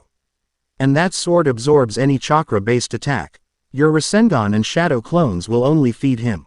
So, Taijutsu is the only way, Naruto concluded, his mind racing. He looked over at the other battle. Jiraiya was standing perfectly still. His eyes glazed over, trapped in Itachi's genjutsu. It was a battle of wills, a silent war being fought in the Sannin's mind. They didn't have much time. We can't beat him in a head-on fight, Robin said. Her eyes darting around the battlefield, analyzing every rock, every tree. He's a shark. We need to get him out of the water. Metaphorically speaking. I have an idea, Naruto said. But I need you to make an opening. A big one. Robin nodded, her expression grim but resolute. As you command, Captain. Inside the crimson world of Tsukuyomi, time was Itachi's plaything. He had stretched a single second into what felt like 3 days for Jiraiya. He forced the Sannin to relive his greatest failures. The death of his master, Hiruzen, Orochimaru's betrayal, his inability to save Minato and Kushina. It was a precise, psychological torture designed to break him. But Jiraiya was a Sannin for a reason. His will, forged in decades of war and espionage, was a fortress. He couldn't break the genjutsu. But he could endure it. And while Itachi's attention was focused on him, Itachi himself was vulnerable. The Mangekyo Sharingan was a double-edged sword. Yet, Itachi was not just torturing Jiraiya. He was using their mental connection as a bridge. He felt the echo of the immense power Naruto had used to open the temple, a ripple in the fabric of the world. His curiosity piqued. He pushed his own consciousness past Jiraiya's defenses, reaching for the source. He followed the faint, golden thread of Jiraiya's godfatherly bond to the boy. He felt the scorching, hateful chakra of the 9 tails. A familiar sea of rage. But beneath it, he found something else. A vast, calm, and unyielding presence. It was the eye of a hurricane, an ocean of pure will. It was not the Kyuubi's. It was Naruto's. For a fraction of a second, the Tsukuyomi world wavered, and Itachi saw a vision. Not a memory, but a glimpse of a possible future, projected from the depths of Naruto's own kingly spirit. He saw Naruto, older, clad in a flowing cloak, his presence commanding the very air around him. And before him stood a being of terrifying, celestial power. A pale-skinned man with horns, a rinnegan in his palm. And a gaze that promised nothing but oblivion. He saw a sky filled with dying stars and a world cracking under the strain of a battle between a mortal king and a ravenous god. The vision shattered, and Itachi was back in the real world, a single drop of blood trickling from his right eye. The strain of using Tsukuyomi and stumbling into that vision had taken its toll. He had the information he needed. The power in the temple was Haki. And Naruto Uzumaki wasn't just a Jinchuriki. He was the inheritor of that ancient will. A dangerous, unpredictable variable in Pain's plan. He released the genjutsu. Jiraiya collapsed to one knee, gasping, sweat pouring down his face. He had survived, but the mental toll was immense. Now, Robin, Naruto yelled. Kisame, who had been enjoying batting Naruto around, turned to see a sight that made him pause. The ground around him was a field of arms, hundreds of them, reaching up like a spectral forest. But Robin wasn't targeting him. See and Fleur. Big tree. The arms twisted and braided together, forming a massive, thick trunk that slammed into the ground behind Kisame, cutting off his retreat. Then, dozens of smaller, arm-made branches shot out, not at Kisame, but at the trees, rocks, and cliff face around him, anchoring the big tree in place. In seconds, Robin had created a makeshift wall, trapping Kisame in the small clearing with Naruto. What is this supposed to accomplish? Kisame scoffed, raising Samahata to shred the wall of hands. He never got the chance. Naruto was on him. This time, Naruto didn't use a kunai. He had felt the way the Haki from the temple had sharpened his senses, the way it had felt to dominate the golems. He tried to replicate that feeling, not as a wave, but as a shell. He focused his will not outwards, but inwards, pouring it into his own fist. He threw a punch aimed directly at Samahata's flat side. He expected pain, the feeling of his own bones breaking against the unstoppable blade. Instead, there was a deafening clang. It was the sound of forged steel striking an anvil. A shockwave erupted from the point of impact, blowing dust and leaves outwards. Kisame's eyes went wide with sheer disbelief. His arm was numb from the vibration. Samahata, the chakra-eating sword that had clashed with tailed beasts, had been stopped cold by a bare-knuckle punch from a genin. Naruto looked at his own fist, shocked. It was bruised but unbroken. For a moment, he could almost see a faint, shimmering aura of black energy around it, an invisible armor of pure spirit. Armament Haki. How? Kisame stammered, his bloodlust momentarily forgotten, replaced by confusion. Naruto didn't have an answer, and he didn't need one. He just knew it had worked. He pressed his attack. He was a whirlwind of motion, his movements guided by the flickers of intent he sensed with his observation Haki. He flowed around Kisame's clumsy, powerful swings, his fists and feet becoming weapons. Each block was a clang of invisible armor, each punch landing with the force of a sledgehammer. He wasn't just fighting Kisame, he was dominating him. Kisame grew more and more frustrated. He was a force of nature, a monster of the mist. And he was being beaten back by a brat's taijutsu. That's enough, he roared, pouring a massive amount of his own chakra into Samahata. The sword swelled, its scales bristling as it prepared to unleash a devastating attack. Dos fleur. Grab. Two arms sprouted from Kisame's face, the hands covering his eyes, blinding him completely. It was only for a second, but a second was an eternity. Naruto saw the opening Robin had created. The ultimate opening. He channeled everything he had into a final, decisive blow. He poured the newfound armament Haki into his fist until his knuckles ached with the pressure.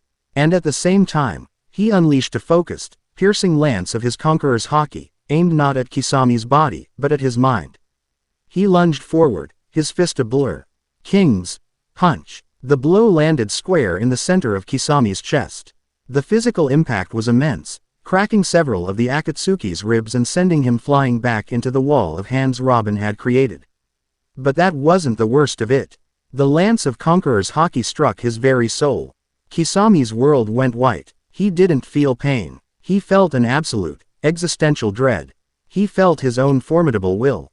His pride as one of the seven swordsmen, his identity as a monster, being utterly and completely crushed. He saw a vision of a vast, golden throne, and sitting on it was the blonde-haired boy. His blue eyes filled with the cold, absolute authority of a god. For the first time since he had become a remorseless killer, Kisame Hoshigaki felt small. He felt like prey. He hit the wall and slumped to the ground, gasping for air, Samahata clattering from his nerveless fingers. He was conscious, but his will to fight was shattered. He looked at Naruto, who stood panting, his arm trembling from the exertion. And for the first time, Kisame felt true fear. Kisame, we are leaving. Itachi's voice cut through the silence. He was standing beside the barely recovered Jiraiya, his Mangekyo having faded back to a normal Sharingan. He looked at the scene, Kisame defeated, Naruto and the woman victorious, and his face was a mask of cold calculation. Kisame struggled to his feet, grabbing his sword. He gave Naruto one last look, a mixture of hatred and terror, before turning to follow Itachi. This isn't over, brat, he snarled, though the threat lacked its earlier conviction. Itachi paused and looked back at Naruto one last time. The power you hold is a dangerous one, he said, his voice carrying a strange, almost cautionary tone. Be careful it does not consume you. There are beings in this world that make the Akatsuki seem like a passing shadow. With that cryptic warning, the two rogue ninja vanished in a swirl of leaves, their presence fading as if it had never been. The clearing was silent save for the sound of labored breathing. Jiraiya finally got to his feet, clutching his head. He looked at the cratered ground, at the defeated Kisame's lingering aura of terror. And then at Naruto and Robin, who stood together, battered but unbroken. He walked over to them, his face uncharacteristically serious. He looked down at his godson, not as a child, but as a warrior. A leader, a king. That power of yours, kid, Jiraiya said, his voice filled with a new kind of respect. It's not something to be feared. It's not a curse like the Kyuubi. It's a responsibility. He then turned his gaze to Robin, the last of his suspicion finally melting away. He saw how she watched Naruto, her pride and faith in him absolute. He saw how they stood together, a perfect fusion of wisdom and will. It seems that responsibility is something you intend to face together, he continued, a small, genuine smile gracing his lips. I was wrong to suspect you, Nico Robin. You have my apologies. He is in good hands. Naruto grinned, a weary but triumphant expression. See, I told you she was with me. Jiraiya laughed, a deep, hearty sound that seemed to chase away the last of the valley's oppressive gloom. "That you did, brat. That you did." He clapped them both on the shoulders. "Now, let's get out of this cursed place. We have a report to deliver to the Hokage that is going to change the world." Chapter 4 End. Chapter 5. The Serpent's Shadow and the Scholar's Past. The journey back to Konoha was a heavy, thoughtful procession. The world-shattering revelations from the Temple of Silent Kings had settled upon them, a weight heavier than any pack. The threat of the Akatsuki, once a shadowy, formidable danger, now seemed almost trivial in comparison. They were merely pawns in a cosmic game, unknowingly gathering the tools for a harvest that would consume the world. Jiraiya, for the first time since they'd met, was utterly serious, the perverted sage persona. Stripped away to reveal the grim spymaster beneath. He walked in silence, his mind grappling with the strategic implications of their discovery. How do you prepare a world for a war against its creators? How do you unite nations that have been at each other's throats for centuries against an enemy they don't even know exists? The truth was a weapon too dangerous to be wielded carelessly. Naruto walked beside him, his gaze fixed on the path ahead. Itachi's cryptic warning echoed in his thoughts. There are beings in this world that make the Akatsuki seem like a passing shadow. He now knew what those beings were. The Otsutsuki. The name felt alien, impossible. Yet the power he had felt from their ancient temple, and the power that now resided within him, felt undeniably real. The responsibility Jiraiya had spoken of was no longer an abstract concept. It was a tangible burden, and he could feel its weight settling on his shoulders. He was no longer just fighting to be acknowledged. He was fighting for the world's right to exist. Robin was their quiet center, the calm eye of their internal storm. For her, this was not a new terror, but the confirmation of a lifetime of forbidden research. The ghosts she had chased through dusty scrolls and forgotten ruins were real, and they were coming back. She watched Naruto, saw the new gravity in his bearing, the way his jaw was set with a resolve that went beyond simple determination. The lonely boy she had met at the ramen stand was gone. In his place stood a young man who was beginning to understand the true meaning of the word, king. Their report to the third Hokage was delivered in the dead of night, in a council room sealed by the most powerful privacy barriers Konoha possessed. Only Hiruzen Sarutobi was present, his old face growing grayer with every word Jiraiya spoke and every historical detail Robin provided. When they finished, the old Hokage sat in silence for a long time, the only sound the bubbling of his pipe. "The Otsutsuki," he finally said, the name tasting like ash in his mouth. "I have seen that name only once, in the most secret scrolls passed down from the first Hokage. It was dismissed as a myth, a creation story. To think, it is the literal truth." He looked at the three of them, his gaze heavy with the burden of leadership. "This information cannot leave this room. Not yet. The world is not ready. The other villages would panic. Or worse, dismiss it as a Konoha power play. We would have chaos before the enemy even arrives. So we do nothing?" Naruto asked, his frustration evident. "No," Hiruzen said, his eyes sharp. "We prepare. We strengthen our own forces, build our alliances subtly. The upcoming Chunin exams are the perfect opportunity. We will have shinobi from all the great nations within our walls. It is a time for observation, for gauging the strength of our potential allies, and our enemies." He looked pointedly at Jiraiya. "Keep a close eye on the Sand Village. Their cage is unstable. I have a bad feeling about this." Hiruzen then turned his attention to Robin, his expression softening. "Nico Robin, you have brought us a truth that may save us all, at great personal risk. The village of Konoha owes you a debt. From this moment on, you are under my personal protection. I will grant you access to our archives. Your knowledge is now our most valuable weapon." It was the first time in 20 years that Robin had been offered sanctuary instead of a bounty. A flicker of genuine, surprised gratitude crossed her face. "Thank you, Lord Hokage." In a subterranean lair, miles from Konoha, the air was cold and smelled of antiseptic and damp earth. Orochimaru, one of Konoha's legendary Sannin, listened to his most trusted subordinate's report, a long, serpentine tongue flicking out to taste the air. Kabuto Yakushi adjusted his glasses, his expression one of calm, clinical detachment. My apologies, Lord Orochimaru. The ambush failed. Itachi and Kisame were forced to retreat. Retreat. Orochimaru's voice was a silky, sibilant hiss. The Uchiha prodigy and the tailless-tailed beast were forced to retreat by my old sensei and 2 children. Do not insult my intelligence, Kabuto. There is more to the story. There is, Kabuto confirmed, pushing his glasses up the bridge of his nose. My crow summons observed the end of the battle. Jiraiya-sama was incapacitated by a powerful genjutsu. The woman, Nico Robin, used a unique, non-chakra-based ability to restrain Kisame. But the decisive blow was struck by Naruto-kun. Orochimaru leaned forward, his golden, lit pupilled eyes glowing with a hungry light. Tell me, he struck Kisame with a single punch to the chest, Kabuto reported. The blow not only caused significant physical trauma, but it seemed to break his will to fight. Kisame, a man known for his bloodlust, was paralyzed by fear. My analysis suggests the boy is not just accessing the Kyuubi's power. He is projecting his own spirit as a weapon. A dominant, overwhelming will.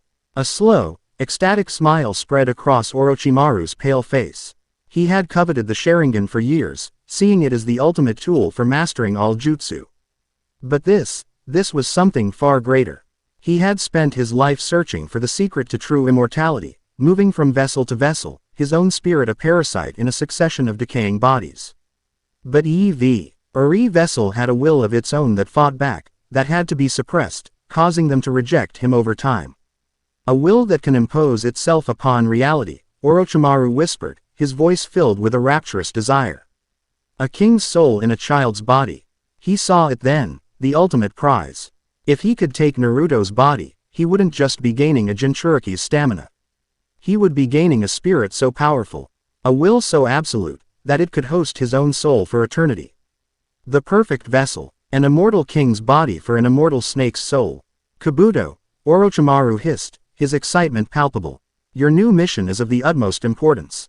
Forget Sasuke-kun for now. I want to know everything about Naruto Uzumaki. I want his blood, his cell tissue, his chakra patterns. I want to know the source of this power. The Konoha crush will proceed as planned during the Chunin exam finals. But the objective has changed. I am no longer interested in destroying Konoha. I am going to claim its greatest treasure. It will be done, Lord Orochimaru, Kabuto said with a slight bow, his glasses hiding the glint in his eyes. The days leading up to the Chunin exam finals were a whirlwind of activity. The village was flooded with visitors, shinobi and daimyo from across the nations, all eager to see the next generation of warriors. The festive atmosphere was a thin veneer over a RLD of tension and political maneuvering. For Naruto and Robin, it was like living in 2 separate realities. In one, they were just another team preparing for a tournament. In the other, they were keepers of a secret that could shatter the world. They spent their days training, and their evenings in the Konoha archives. Hiruzen had been true to his word. Robin was given a small, private office and unrestricted access. She dove into the village's history, cross-referencing her poneglyph rubbings with Konoha's oldest records, searching for any other mention of the Otsutsuki, any hint of a weakness. Naruto would often sit with her, not reading the dense, complex scrolls, but simply being in her presence. He would practice the sensory exercises Kakashi had taught him, expanding his awareness, feeling the hum of the village. The millions of individual lives, all of them blissfully unaware of the celestial threat looming over them. The weight of it all felt heavier in these quiet moments. One evening, he found her staring at a faded map of the world, her expression distant and sorrowful. She was tracing a small island far out in the west blue, a place that was no longer on any modern map. That's it, isn't it? Naruto asked softly, coming to stand beside her. Ohara. She nodded, not looking up. The Island of Scholars. My home. He had heard the name before, in her stories, but he had never asked for the details. It felt like trespassing on sacred, painful ground. But now, seeing the profound sadness in her eyes, he knew he had to. Tell me what happened, he said, his voice gentle. Robin took a deep breath. The breath of someone about to dive into a cold, dark ocean of memory. She told him everything. She spoke of a childhood spent in the shade of the Tree of Knowledge. The world's largest and oldest library. She described her mother, Nico Robin, a brilliant archaeologist who had sailed away in search of the poneglyphs, leaving her behind. She spoke of the ostraces she faced from the other children because of her devil fruit powers, of the loneliness that had made the library and its stoic, kind-hearted scholars her only family. Her voice trembled as she spoke of the end. The arrival of the world government's ships, the Cipher Pole agents. Her mother's return, just in time for the final act. She described the horror of the Buster Call, a military order that summoned a fleet of warships to annihilate an entire island without a trace. She spoke of watching the tree of knowledge burn, centuries of history, of stories, of knowledge, going up in smoke, scholars trying desperately to save the books even as the cannons roared. She described her friend, the giant Saul, sacrificing himself to let her escape, his final words to her being, "No one is born into this world to be alone." She finished her story, and the silence in the archive was absolute. A single tear traced a path down her cheek, the first tear Naruto had ever seen her shed. He didn't offer empty platitudes. He didn't say, "I'm sorry for your loss." He reached out and gently brushed the tear away with his thumb. "They tried to burn your history," he said, his voice thick with a raw, empathetic anger. "To erase you. They did the same thing to me. Not with ships and cannons, but with whispers and glares. They tried to make it so the name, Uzumaki, meant monster. They tried to erase me from my own village's story." Quote. He looked her directly in the eyes, and she saw in his gaze a perfect, terrible understanding. He saw her pain not as a foreign tragedy, but as a reflection of his own. They were two sides of the same coin. The girl who knew too much and the boy who contained too much, both hunted, both feared, both desperately trying to find a place in a world that wanted to erase them. "You're not alone anymore, Robin," he said, his voice low and intense with the force of an unbreakable vow. He took her hand, his fingers lacing through hers. "I swear on my life, I won't let anyone hurt you again. I won't let them put out the light you carry. I won't let anyone extinguish the light of Ohara." His words were more than a promise of protection. They were a promise of preservation. He wasn't just vowing to protect the woman, he was vowing to protect her history, her knowledge, her very soul. In that moment, Robin felt 20 years of ice that had formed around her heart begin to melt. She had spent her life running, trusting no one, using people as shields to survive. But this boy, this impossible, sun-bright boy king, wasn't offering to use her or be used by her. He was offering to stand with her, to be a shield for her, for everything she was. She squeezed his hand, her composure returning, but her eyes held a new warmth, a new light that was reserved only for him. "I know," she whispered. And in those two words, a bond that had been forged in adventure and secrecy was finally sealed with the quiet, unshakable strength of love. Their moment was interrupted by the faintest of sounds from the hallway. Naruto's senses, honed by his Haki training, picked it up instantly. A flicker of deceitful, prying intent. He met Robin's eyes and saw the same recognition there. He let go of her hand and walked to the door, throwing it open. A young, silver-haired Konoha medic with round glasses stood there, a stack of scrolls in his hand, an expression of mild surprise on his face. "Oh, Naruto-kun, I'm sorry, I didn't realize anyone was in here," Kabuto said with a practiced, friendly smile. "I was just returning these medical scrolls." "Right," Naruto said, his eyes hard. "Just returning scrolls." Kabuto's smile faltered for a fraction of a second. Naruto's gaze was unnervingly perceptive, as if he could see right through the facade. Kabuto had been trying for days to get close to Naruto, to get a sample, but the boy and the woman with him were impossibly vigilant. "Well, I'll just leave these here," Kabuto said, placing the scrolls on a nearby table. As he turned, he, accidentally, stumbled, bumping into Naruto. "Oh, my apologies," he said, steadying himself. In that brief moment of contact, a chakra-infused scalpel, hidden in his sleeve, had nicked Naruto's arm. A pinprick so small he shouldn't have even felt it. A perfect, clean blood sample. But as Kabuto straightened up, he saw Naruto looking down at his own arm, right where the scalpel had touched him. A single drop of blood welled up. Then, to Kabuto's astonishment, the drop of blood and the tiny wound vanished, leaving unmarked skin behind. "A clone," He had gotten a sample from a shadow clone. You should be more careful, Naruto said, his voice flat. You could hurt yourself. From behind Naruto, Robin gave a small, almost imperceptible nod. A tiny, nearly invisible seed, sprouted from a floorboard, had attached itself to the sole of Kabuto's sandal. The cat had taken the bait, and now the mice had tagged him. Kabuto bowed stiffly, his mind racing. They knew. They had known he was watching them and had played him perfectly. They were far more dangerous than Orochimaru had anticipated. Thank you for the warning, Naruto-kun, he said, before turning and walking away, his placid mask firmly back in place. Naruto watched him go, his eyes narrowed. He works for Orochimaru. I can feel the snakes stink all over him. And now we know where he'll be slithering back to, Robin said. A grim satisfaction in her voice. They had turned the hunter into the hunted.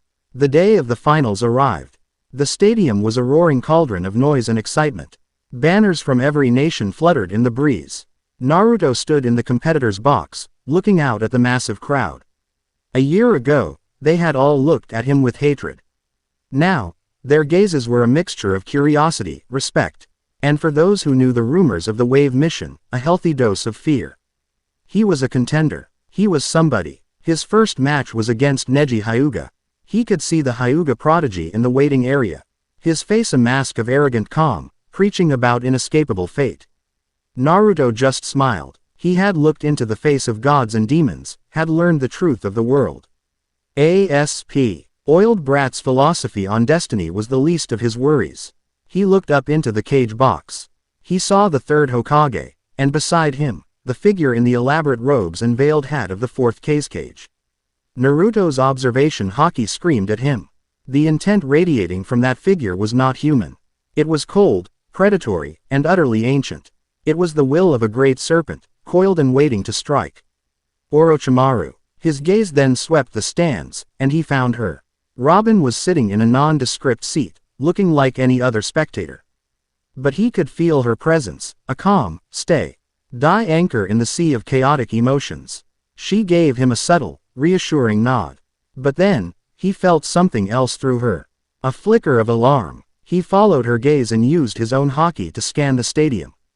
He felt it then. Dozens of hidden presences, sound and sand shinobi, hidden amongst the crowd, on the rooftops, beneath the stands. They were all linked, a network of killing intent, waiting for a signal. The proctor, Genma Shiranui, appeared in the center of the arena. Will the first competitors, Naruto Uzumaki and Neji Hyuga, please come down? The crowd roared. The final test was about to begin. But Naruto knew, with chilling certainty, that the real exam was not the one being held in the arena. It was a test of survival. Robin met his eyes from across the stadium, and he saw her mouth the words silently. For him alone to understand. It's starting. The invasion was about to begin. Chapter 5 End. Chapter 6. The King's Gambit. The roar of the crowd was a physical force, a wave of sound that washed over the arena. Naruto stood opposite Neji Hyuga, the dry dust of the stadium floor cool beneath his sandals. He could feel the thousands of lives around him, a chaotic sea of excitement, anticipation, and bloodlust. But beneath it, he felt the other network, the cold, disciplined points of killing intent scattered throughout the stadium like a spider's web. And in the cage box, he felt the spider itself, a being of immense, predatory patience, wearing the cage's robes like a poorly fitting skin. It is a fool's errand to challenge fate, Neji said, his voice carrying clearly in the tense silence. He settled into the Hyuga's gentle fist stance, his pale Byakugan eyes activated, seeing the flow of chakra within Naruto's body. Your path was decided the moment you were born a failure. Mine, as a prodigy of the Hyuga clan. You cannot win. A year ago, those words would have ignited a firestorm in Naruto's belly. He would have screamed, shouted his defiance, and charged in like a reckless fool. Now, he just felt a faint, weary pity. Neji was looking at a chessboard, talking about the predetermined moves of a pawn, while Naruto could see the tidal wave coming to sweep the whole board away. You can see the flow of chakra in my body, Naruto said, his voice calm and even, a stark contrast to his usual boisterous tone. But you're blind to the will behind it. You look at me and see a failure. You're still just a kid playing ninja. There are bigger things at stake today than your clan's philosophy. Neji's arrogant smirk faltered. He saw the same orange-clad idiot. The same container for the 9 tails. But the presence, the sheer, unshakable confidence radiating from Naruto was something his Byakugan couldn't quantify. It was like staring at the base O.F.A. mountain and trying to comprehend its weight. In the stands, Robin leaned forward slightly, her gaze flicking from the cage box to the sky. It was a beautiful, clear day. Perfect for a festival. Perfect for a massacre. The proctor, Genma, held up his hand. If both competitors are ready, begin. At that exact moment, a single, impossibly white feather drifted down from the sky. Then another, and another. A soft, silent snowfall of genjutsu-laced feathers began to blanket the stadium, lulling the civilian audience into a deep, dreamless sleep. For Naruto, it was like a switch being flipped. He felt the hundreds of points of killing intent in the web ignite simultaneously. He felt the cold, serpentine will of Orochimaru flare with triumphant hunger. The gambit had begun. Release. Robin whispered, forming a single hand seal. An invisible clone, created hours ago and hidden in the rafters, shimmered and vanished. Its final thoughts were a pre-arranged signal, a psychic burst of information delivered to 3 key individuals. In a secluded corridor beneath the stands, Shikamaru Nara, who had been feigning sleep, snapped his head up. A voice, identical to Robin's, echoed in his mind. Phase 1. Target is the sound 4. Command post in the north sector. Cut off the head of the snake. Go. Shikamaru's lazy expression vanished, replaced by the sharp, focused gaze of a master strategist. What a drag, he muttered. Melting into the shadows. On the stadium roof, Shino Aburame adjusted his sunglasses. Robin's voice reached him through a Kikaichu bug he had placed on her earlier. Phase 1. Enemy rally points are at the west and east gates. They will try to control the exits and create a kill box. Your swarm will sow chaos and disrupt their formations. Shino gave a silent, affirmative nod. And a river of black insects poured from his sleeves, flowing over the edge of the roof like a living shadow. Kakashi, who had been observing from the competitor's box, felt the genjutsu and immediately dispelled it. Robin's voice reached him a second later. Kakashi-san, Orochimaru is making his move on the Hokage. A barrier is being erected. Your target is the Sound Jonin commander coordinating the external assault. He is their most powerful field operative. Intercept him before he reaches the front lines. Kakashi's visible eye narrowed. He was already gone in a swirl of leaves. In the arena, all hell broke loose.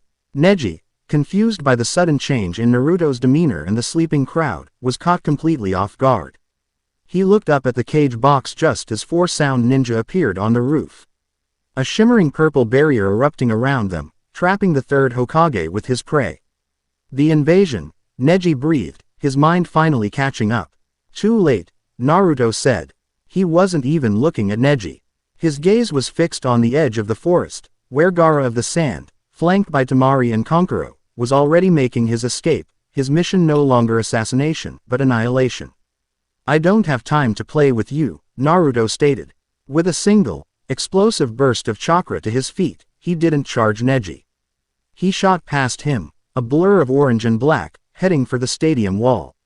Neji spun, outraged and confused. You're running away. I'm going to the real fight.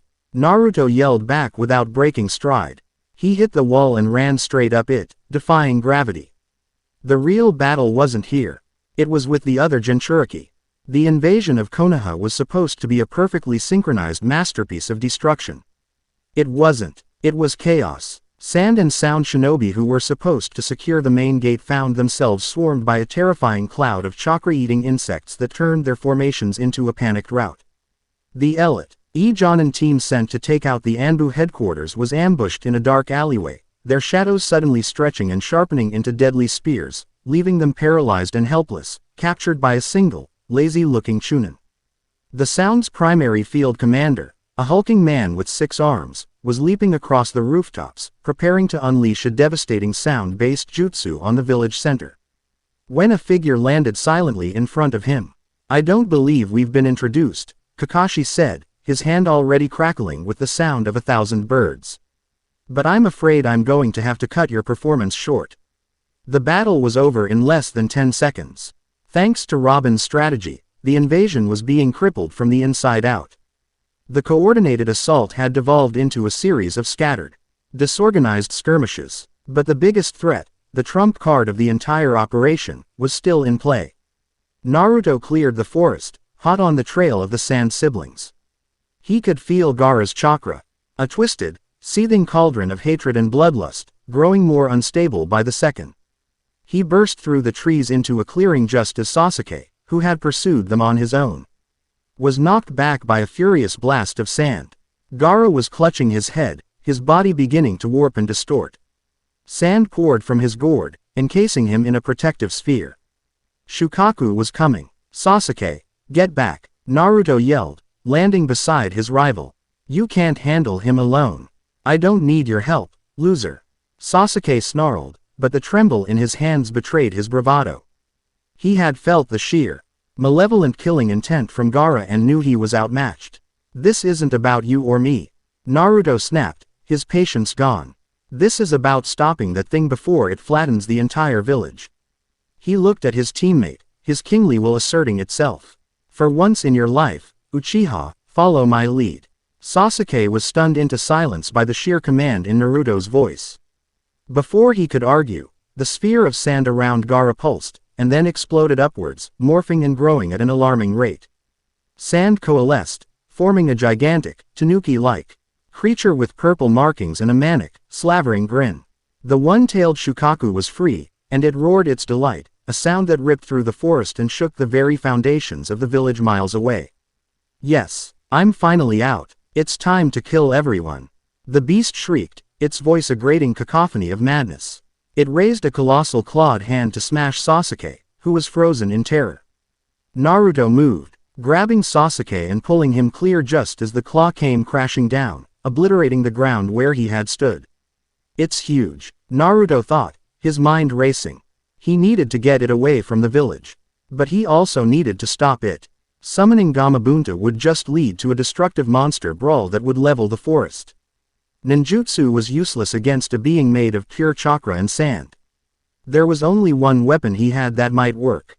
He landed on a high branch, facing the rampaging tailed beast. He ignored the creature's taunts and its blasts of compressed air. He closed his eyes, took a deep breath, and reached for the absolute, silent authority he had used in the Temple of Silent Kings. He wasn't trying to intimidate or scare Shukaku. Intimidation was pointless against a being of pure madness. He was going to assert his own reality over its. Shukaku paused in its rampage, its massive, unblinking eye fixing on the tiny human standing on the branch. Another insect. I'll crush you, it bellowed. Naruto opened his eyes. They were no longer the vibrant blue of the sky. They were the cold, deep blue of the abyssal ocean, filled with an ancient, unyielding pressure. He didn't speak. He didn't move. He simply unleashed his will. An invisible, silent wave of pure, undiluted conqueror's Haki washed over the battlefield. It was not a physical force. It was a spiritual one. It was the fundamental assertion of order over chaos, of a king's will over a madman's rage. Shukaku, a being composed entirely of chakra and the vengeful spirit of a sand priest, had never felt anything like it. It was like a perfectly clear, unwavering note cutting through a storm of static. The beast's manic shrieking faltered. Its movements, once wild and destructive, became sluggish. Its sand body, held together by its chaotic will, began to feel heavy. The purple markings on its form seemed to dim. The tailed beast looked at the tiny blonde boy, and for the first time in its long, hate-filled existence, it felt a foreign concept creep into its mind, doubt. Its will, the very force that gave it form, was being challenged by another, and that other will was stronger, calmer, and infinitely more resolute. The massive sand creature took an involuntary step back, a gesture of submission so alien to it that it shook its very core. Naruto seized the moment. Now, he roared, and with another burst of speed, he shot towards the stun-tailed beast, his fist already glowing with the invisible armor of armament Haki. He ran up Shukaku's arm, the sand shifting and trying to grab him. But it was too slow, its master's will too fractured. He reached the beast's chest and found what he was looking for. Gaara, his upper body sticking out of the sand monster's form. his eyes wide with a mixture of rage and confusion. Naruto didn't hesitate. He pulled his fist back and slammed it into Gaara's face. The world went white. Gaara was thrown from his sand shell, back into his own mind. He found himself standing in a vast, empty darkness. He was alone. As always. You think you're alone. Gaara spun around. Naruto was standing there, his expression not one of anger, but of a deep, profound understanding. I know what it's like, Naruto continued, his voice echoing in the void of Gaara's mindscape. To have a monster inside you. To have everyone look at you with fear. To have that pain and loneliness eat away at you until you think that killing is the only way to feel alive. You know nothing. Gaara screamed, sand erupting around him. I know everything, Naruto said, his voice cutting through Gaara's rage. But I made a choice. The pain doesn't have to make you a monster, Gaara. It can make you strong. It can make you a protector. It can make you a king. He stepped forward, and the darkness around them seemed to shrink away from his light. He placed a hand on Gaara's shoulder. You don't have to be a weapon for others. You can be a shield for your own people. You can be their cage. The raw sincerity, the absolute conviction in Naruto's voice, struck Gaara harder than any punch. He saw in Naruto's eyes not pity, but a genuine offer of another path. A path he had never dreamed was possible. The sand around him crumbled into dust.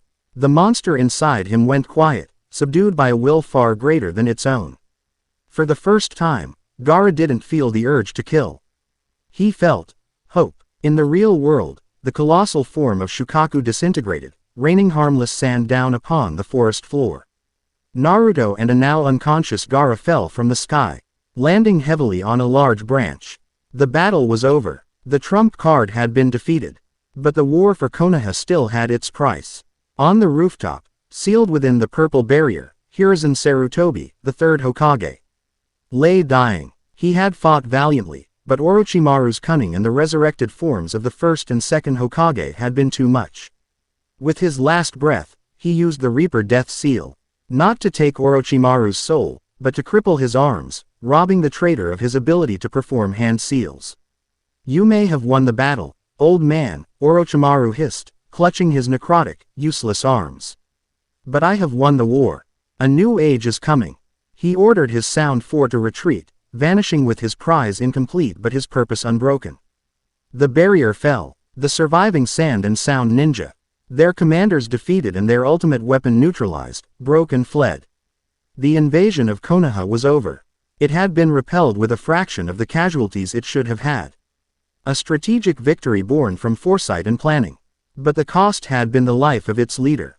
The funeral was held 2 days later, under a sky the color of slate. A steady, cold rain fell, mingling with the tears of the villagers. The entire population of Konoha stood before the memorial stone, their heads bowed. In the front row stood the village council, their faces grim. The village is vulnerable, Homura said, his voice a low whisper. We need a new Hokage. Immediately. Someone with strength and experience. Jiraiya must be found, Kaharu insisted. He is the only logical choice. Jiraiya is unreliable and has no interest in the position, a cold voice cut in. Danzo Shimura stepped forward, his bandaged face impassive. In this time of crisis, Konoha needs a firm hand. A leader who is not afraid to make the hard decisions. The foundation I have built is the only thing that can guarantee this village's security. I will act as interim Hokage, effective immediately. The elders began to argue, their bickering a disrespectful stain on the solemn occasion. The shinobi behind them began to mutter, their grief turning to uncertainty and fear. The village, leaderless and wounded, was about to tear itself apart. It was then that Naruto stepped forward. He walked past the arguing council members and stood before the memorial stone, his back to them, facing the grieving village. The rain plastered his blonde hair to his forehead. Robin stood in the crowd, watching him, her faith absolute. Enough. His voice was not loud. It was a quiet, firm command. But it carried a weight that cut through the noise of the rain and the arguing council. The bickering stopped. The crowd fell silent. Naruto turned around, his gaze sweeping over the council, then over the faces of his fellow shinobi. The third Hokage is dead, he said, his voice resonating with a calm, unshakable authority. He died to protect us. To protect his family. To protect the will of fire. He took a step forward. And a silent, controlled pulse of conqueror's Haki washed over the clearing. It wasn't an attack. It didn't force anyone to their knees. It was a demand for absolute, undivided attention. It was the presence of a true leader stepping onto the stage. Every shinobi, from the greenest genin to the most hardened Anbu, felt it in their very soul. They felt their spines straighten, their focus narrow, their doubts momentarily silenced by a will far greater than their own.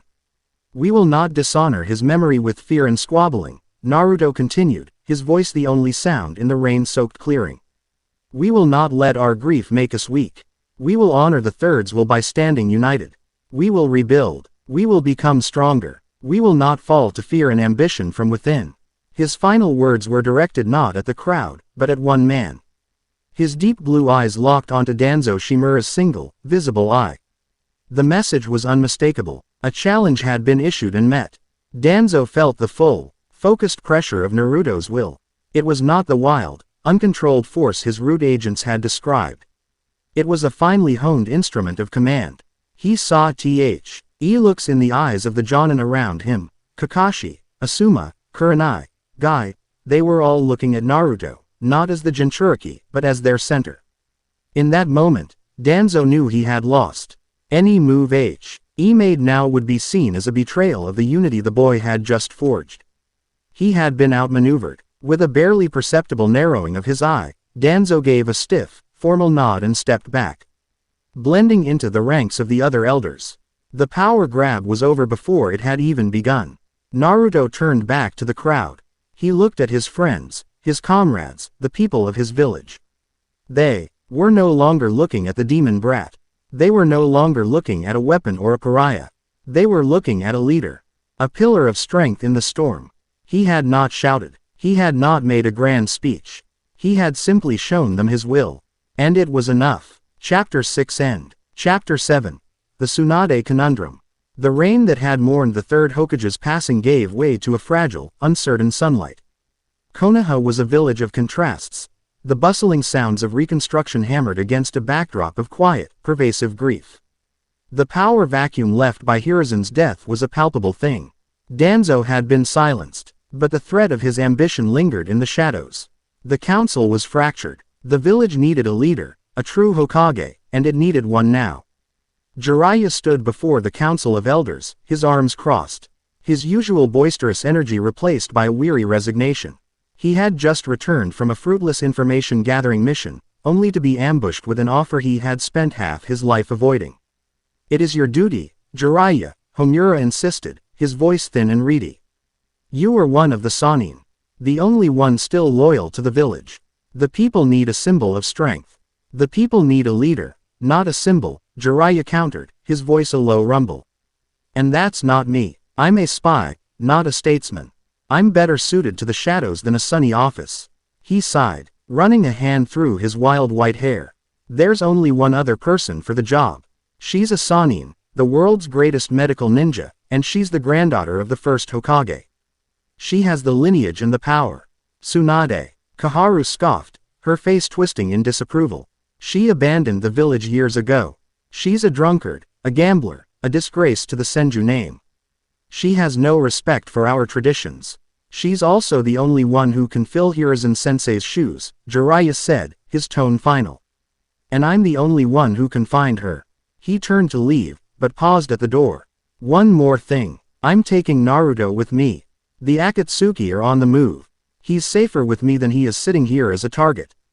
The elders exchanged wary glances but did not argue. The boy's display at the funeral had solidified his position in the village. He was no longer a tool to be locked away, but a political force to be handled with care.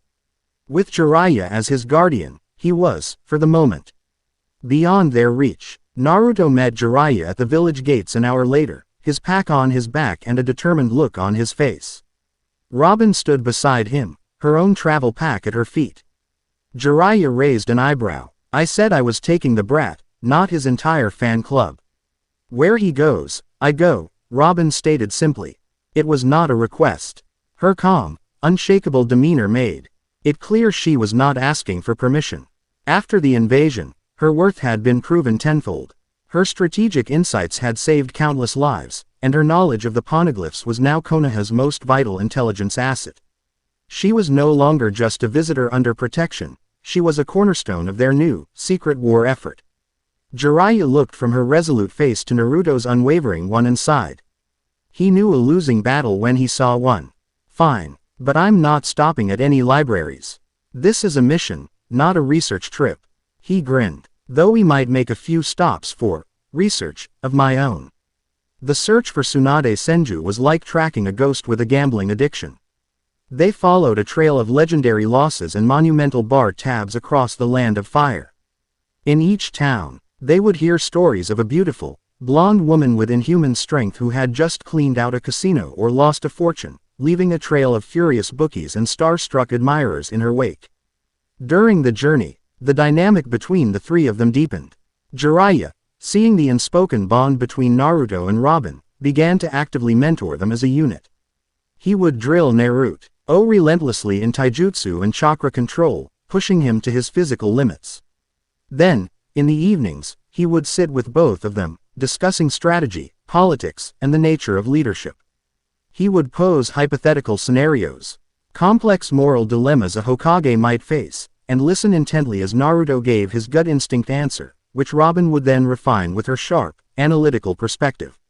A neighboring land is starving, Jiraiya would say, swirling sake in his cup. They ask for aid, but your own village is still recovering from an attack. Your food stores are low. What do? We help them. Naruto answered without hesitation. We give them what we can spare. A village isn't just a fortress, it's a family. And you don't let family starve. A noble sentiment, Robin would add, looking up from a scroll she was reading. But sentiment can be exploited. We send the aid, but we also send shinobi disguised as merchants to ascertain the true nature of their famine. Is it a drought, or is their daimyo hoarding resources to fund a military expansion?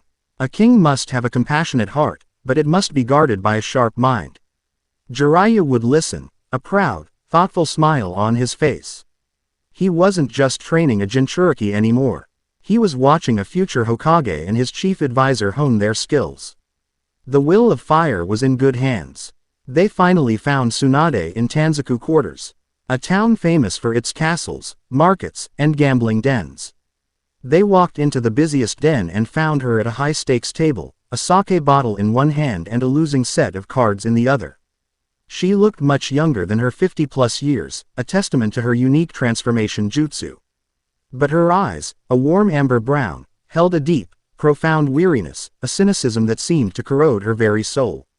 Jiraiya, she said without looking up, her voice slurred slightly. Come to drag me back to that dust heap of a village. Hello, Tsunade, Jiraiya said, his voice unusually gentle. The old man is dead. We need a new Hokage.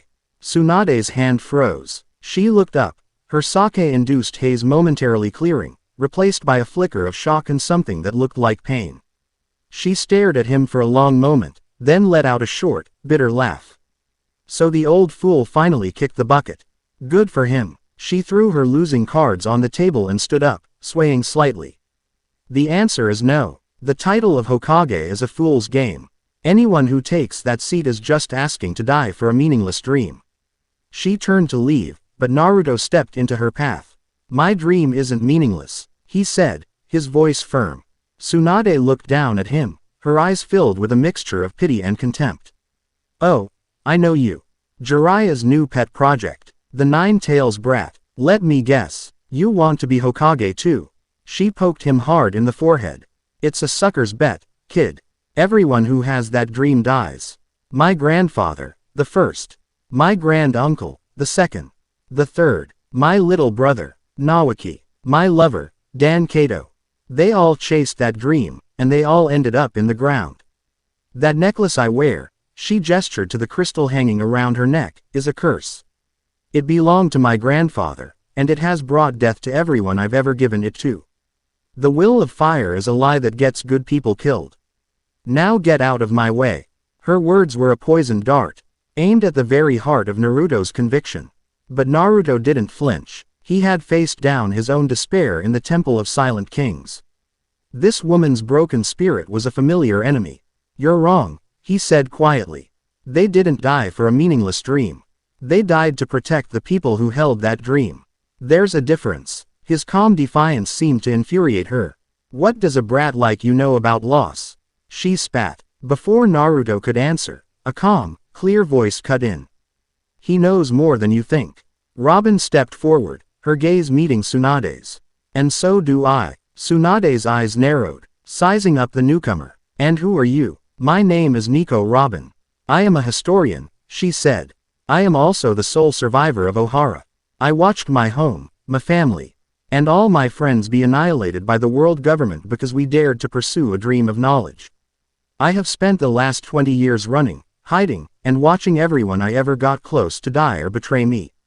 So, with all due respect, Tsunade-sama, you are not the only person in this world who has suffered. Tsunade was taken aback, her drunken anger momentarily silenced by the sheer, quiet weight of Robin's history. She saw in the younger woman's eyes a reflection of her own pain, but without the bitter cynicism. There was a strength there, a resolve she herself had lost long ago. Air tense standoff was interrupted by a slick, condescending voice. My, what a dramatic little reunion. Kabuto Yakushi walked into the gambling den, a polite, sinister smile on his face. And behind him, his arms wrapped in bandages and his face pale with fury, was Orochimaru. Orochimaru, Jiraiya growled, stepping in front of Naruto and Robin. I should have known you'd slither out from whatever hole you were hiding in. I came to make Tsunade an offer, Orochimaru hissed, his golden eyes fixed on his former teammate. She is the only one who can heal my arms. In exchange, I will do something for her that you never could. Jiraiya, I will bring her beloved Naoki and Dan back from the dead. A perfect, living resurrection. Tsunade gasped, her face going pale. The offer was a devil's bargain. A temptation aimed at the deepest, most wounded part of her soul. The hope of seeing them again, of undoing her greatest losses, it was a poison she desperately wanted to drink. Don't listen to him, Tsunade. Jiraiya yelled. You know what his reanimation jutsu does. It defiles the dead, a small price to pay for a reunion, wouldn't you say? Orochimaru countered smoothly. He looked at her, his smile widening. I will give you 1 week to consider my offer. Meet me at the old castle outside of town. Come alone. With that, he and Kabuto vanished in a swirl of leaves, leaving a toxic silence in their wake. Tsunade stumbled out of the gambling den, her mind in turmoil. Naruto started to follow her, but Jiraiya put a hand on his shoulder. Leave her. This is a battle she has to fight in her own head. The next few days were agonizing. Tsunade sequestered herself in a hotel, drinking heavily, torn between her grief and her principles. Jiraiya, knowing he couldn't interfere directly, decided to use the time to train Naruto. He taught him the first 2 stages of the Rasengan, a jutsu created by Naruto's own father. The training was brutal, but Naruto threw himself into it with a desperate intensity. The Rasengan wasn't just a new weapon. It was a connection to his past, a legacy he had to master. While he trained, Robin did her own work. She didn't approach Tsunade with arguments or pleas. She simply found her in a bar one afternoon and sat down with her. They didn't talk about the Hokage position, or Orochimaru, or the village. Robin simply told Tsunade about Ohara. She spoke of its history, its people, its dream. She spoke of the will of their people's vow to pass down knowledge no matter the cost. It wasn't a lecture. It was one survivor sharing her story with another. She was showing Tsunade that even when everything is lost, the will to carry on, the will to preserve the dreams of the dead, is a victory in itself. The day of the meeting arrived. Tsunade, her face pale and her eyes red-rimmed, left her hotel and headed for the castle. Jiraiya and Naruto followed from a distance, unsure of what she would decide. They found her on the plains outside the ruined castle, facing off against Orochimaru and Kabuto. But she wasn't there to accept the deal. In her hand was a single food pill. She had drugged herself to overcome her severe hemophobia, her fear of blood. A trauma from her past that had crippled her as a medic. My answer is no, Orochimaru, she declared, her voice ringing with a newfound strength. I will not desecrate the memory of he people I loved by making a deal with a monster like you. I will honor their dream, not by bringing them back, but by protecting the village they gave their lives for. It was a declaration of war. The Battle of the Three Sannin began. It was a fight of titans, a clash that tore the earth asunder. Jiraiya summoned Gamabunta. Orochimaru summoned Manda, the giant snake. Tsunade, with her monstrous, chakra-enhanced strength, shattered the ground with every punch. But they were outnumbered. Kabuto was a formidable opponent in his own right, using his medical ninjutsu to sever the muscles in Tsunade's legs and Jiraiya's chakra network, disabling them. Naruto and Robin, who had been watching from the edge of the forest, knew they had to act.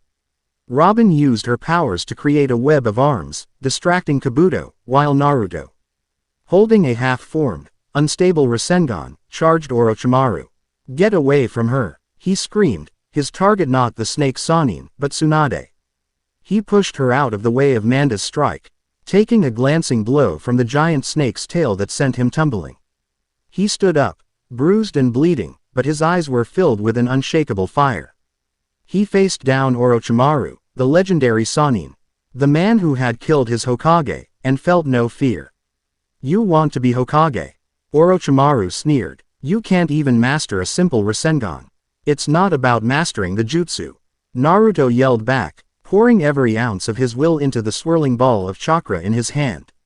He remembered Jiraiya's words, "The Rasengan is a culmination of will and chakra." He added his own ingredient. He focused his armament Haki, not as an external shell, but as an internal container, a force of will to stabilize the chaotic energy. The Rasengan in his palm, which had been flickering and unstable, suddenly solidified, spinning with a furious, controlled power. He charged. Kabuto moved to intercept him, but Naruto didn't even look at him. He used a flicker of observation Haki to predict the medic's strike and dodged it effortlessly, his eyes never leaving Orochimaru.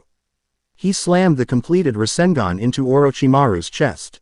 The impact was devastating, but it was more than just a physical blow. The armament-infused chakra did something ninjutsu couldn't. It didn't just damage Orochimaru's regenerating body, it damaged his very soul, the spiritual essence that allowed him to switch vessels. Orochimaru screamed, a sound of genuine pain and shock, as he was thrown back dozens of feet. The battle turned. Tsunade, inspired by Naruto's impossible courage, overcame her fear and her injuries. Healing herself and Jiraiya, together, the three Sannin, united for the first time in decades, unleashed a final, combined assault that forced Orochimaru and a wounded Kabuto to retreat, their plans in ruins. In the aftermath, they stood on the broken battlefield, panting and bleeding. Tsunade walked over to Naruto, who was struggling to stand. She looked at the boy who had just saved them all. The boy who had reignited the flame of her own will. She took off the cursed necklace, the crystal of the first Hokage, and placed it around Naruto's neck. "For years, I believed this was a curse," she said, her voice thick with emotion. "But you've shown me it's not. It's a promise to protect the future." She placed a hand on his head, a gesture of both healing and blessing. "You win the bet, brat. I'll take the title. I will be the fifth Hokage." Back in Konoha, Tsunade's inauguration was a joyous, hopeful occasion. The village had its leader. Standing on the roof of the Hokage's office, she addressed the cheering crowd, her voice booming with a strength and confidence that had been absent for years. Later, in the Hokage's office, she gave her first official orders. "Nico Robin," she said, her tone all business, "your contributions to this village have been invaluable. I am establishing a new department, the Archaeological and Historical Research Division. You will be its director. Your mission is to continue your research into the blank period. Uncover every secret, every weapon, every weakness of this Akatsuki clan. You will have the full resources of Konoha at your disposal." Robin bowed her head, a small, genuine smile on her lips. "I accept, Lord Fifth." Tsunade then turned to Naruto. "And you, Genin Naruto Uzumaki," she grinned. "You passed your own kind of exam out there. By the power vested in me as Hokage, I'm promoting you to the rank of Chunin." It wasn't a formal ceremony. There was no test, no proctor. It was a battlefield promotion. An acknowledgement of leadership and strength demonstrated through action. It was the most meaningful promotion Naruto could have ever received. He grinned, his classic, wide, sunny grin. "Does this mean I get more dangerous missions?" Quote, Tsunade laughed, a full, hearty sound that filled the room with hope. Don't get cocky, brat. You've still got a long way to go before you're ready for my hat. But as she looked at him, and at the brilliant, steadfast woman by his side, she knew, with an absolute certainty, that he would get there one day. The will of fire was burning brighter than it had in a very long time. Chapter 7 End. Chapter 8. The Divine Enforcer. A fragile, hard-won peace settled over Konoha. It was the peace of a recovering patient, a quiet hum of activity layered over the deep ache of loss. Tsunade, the fifth Hokage, had taken the reins with the force of a tidal wave, her loud, demanding, and fiercely protective presence shaking the village out of its grief-stricken stupor. The mountain of paperwork that came with the title was her new nemesis, and she fought it with the same explosive energy she used in battle, often threatening to punch her desk in half. In this new era of determined rebuilding, Naruto found a new focus. His days were a grueling rhythm of training. Under Jiraiya's tutelage, he pushed the boundaries of his haki. He was no longer just letting it explode out of him in moments of crisis. He was learning to wield it. He could now consciously cloak his fists in the invisible armor of Busoshoku, shattering boulders with his bare hands. He could coat a kunai with it, the black, shimmering energy making the simple weapon strong enough to parry a Jonin's chakra-infused blade. His Kanbunshoku was becoming a second skin, allowing him to navigate entire training grounds blindfolded, dodging dozens of projectiles from Jiraiya with an eerie, prescient grace. He was getting stronger, his control growing with every passing day. Robin, meanwhile, thrived in her new role. The Historical Research Division was her sanctuary and her command center. Housed in a quiet, previously unused wing of the Konoha archives, it quickly became a hub of quiet, intense activity. She recruited a small, hand-picked team of sharp-minded junior archivists and linguists, and together they began the monumental task of sifting through centuries of history, searching for any scrap of information, any forgotten legend, that might corroborate the Poneglyph's apocalyptic story. Often, Naruto would end his training by visiting her. He'd arrive, covered in sweat and dirt, and just sit in a corner of her office, watching her work. He loved the quiet intensity of her focus, the way her eyes would light up when she connected a piece of an ancient text to their puzzle. He was the sword, and she was the mind that guided it. Together, they were whole. One late afternoon, as the sun cast long shadows over the village, Naruto brought her a small container of dango. She was hunched over a massive, unrolled scroll, comparing its star charts to one of her poneglyph rubbings. You're going to burn your eyes out, he said, placing the sweets on a clear corner of her desk. She looked up, a tired but genuine smile gracing her lips. A small price to pay for the truth. She took a dango, her eyes lingering on his face. Jiraiya-sama's training seems to be agreeing with you. Your presence feels calmer, deeper. Quote, it feels like I'm finally learning to speak, he replied, leaning against the doorframe. Before, I was just screaming. Now, I'm starting to form words. He grinned. Still got a long way to go before I'm as smart as you, though.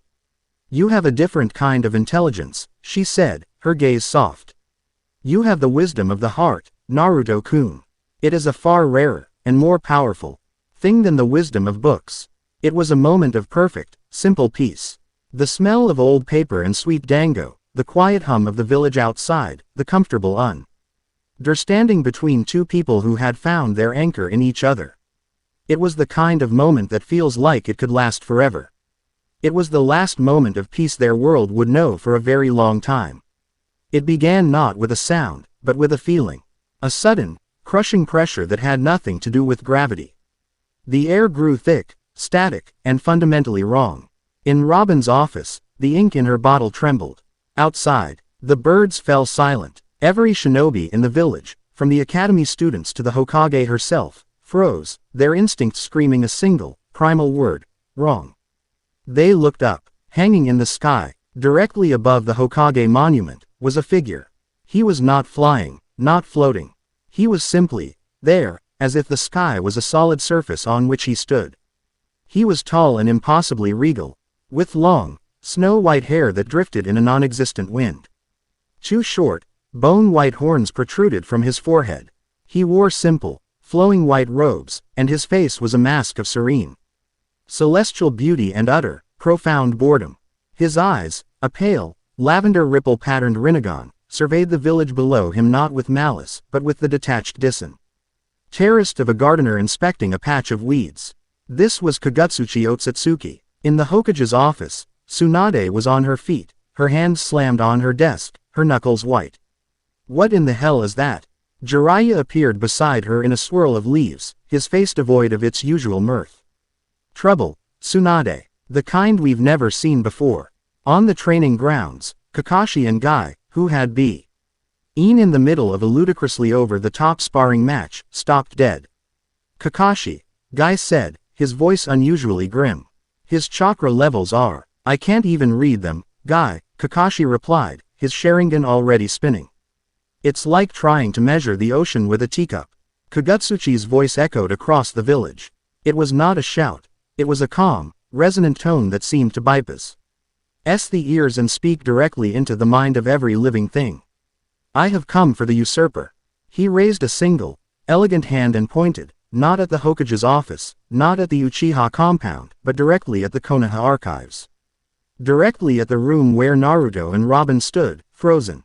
The blood of the stolen will flows in you, child of prophecy, Kagutsuchi's voice resonated. Surrender the power that does not belong to you, and this little garden of yours may be spared the pruning. The response was immediate and defiant. The strongest of Konoha converged. You are not welcome here, Tsunade yelled, having leapt to the roof of the Hokage tower. She channeled her monstrous strength, punching the air with such force that a visible shockwave of compressed chakra shot towards the figure in the sky.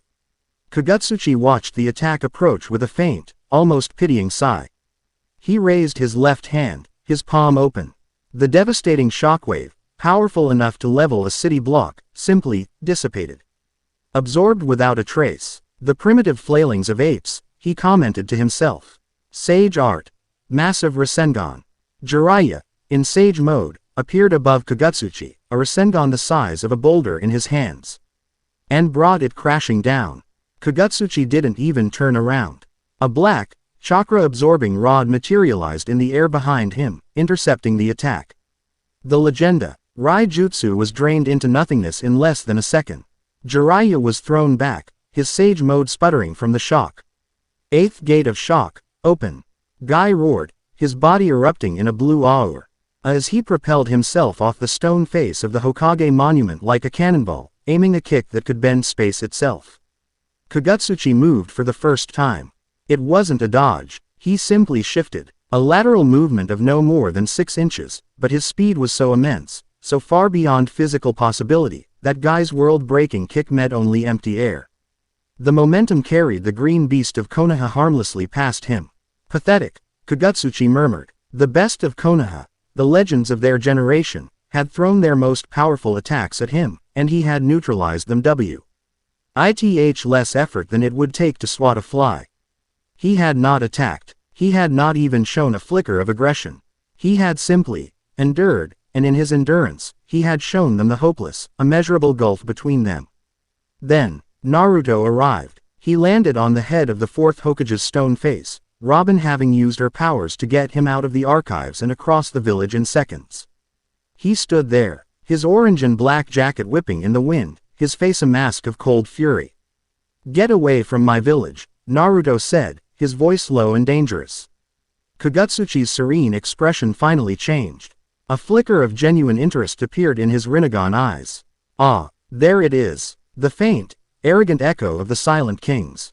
The usurper's will. Naruto didn't waste time with words.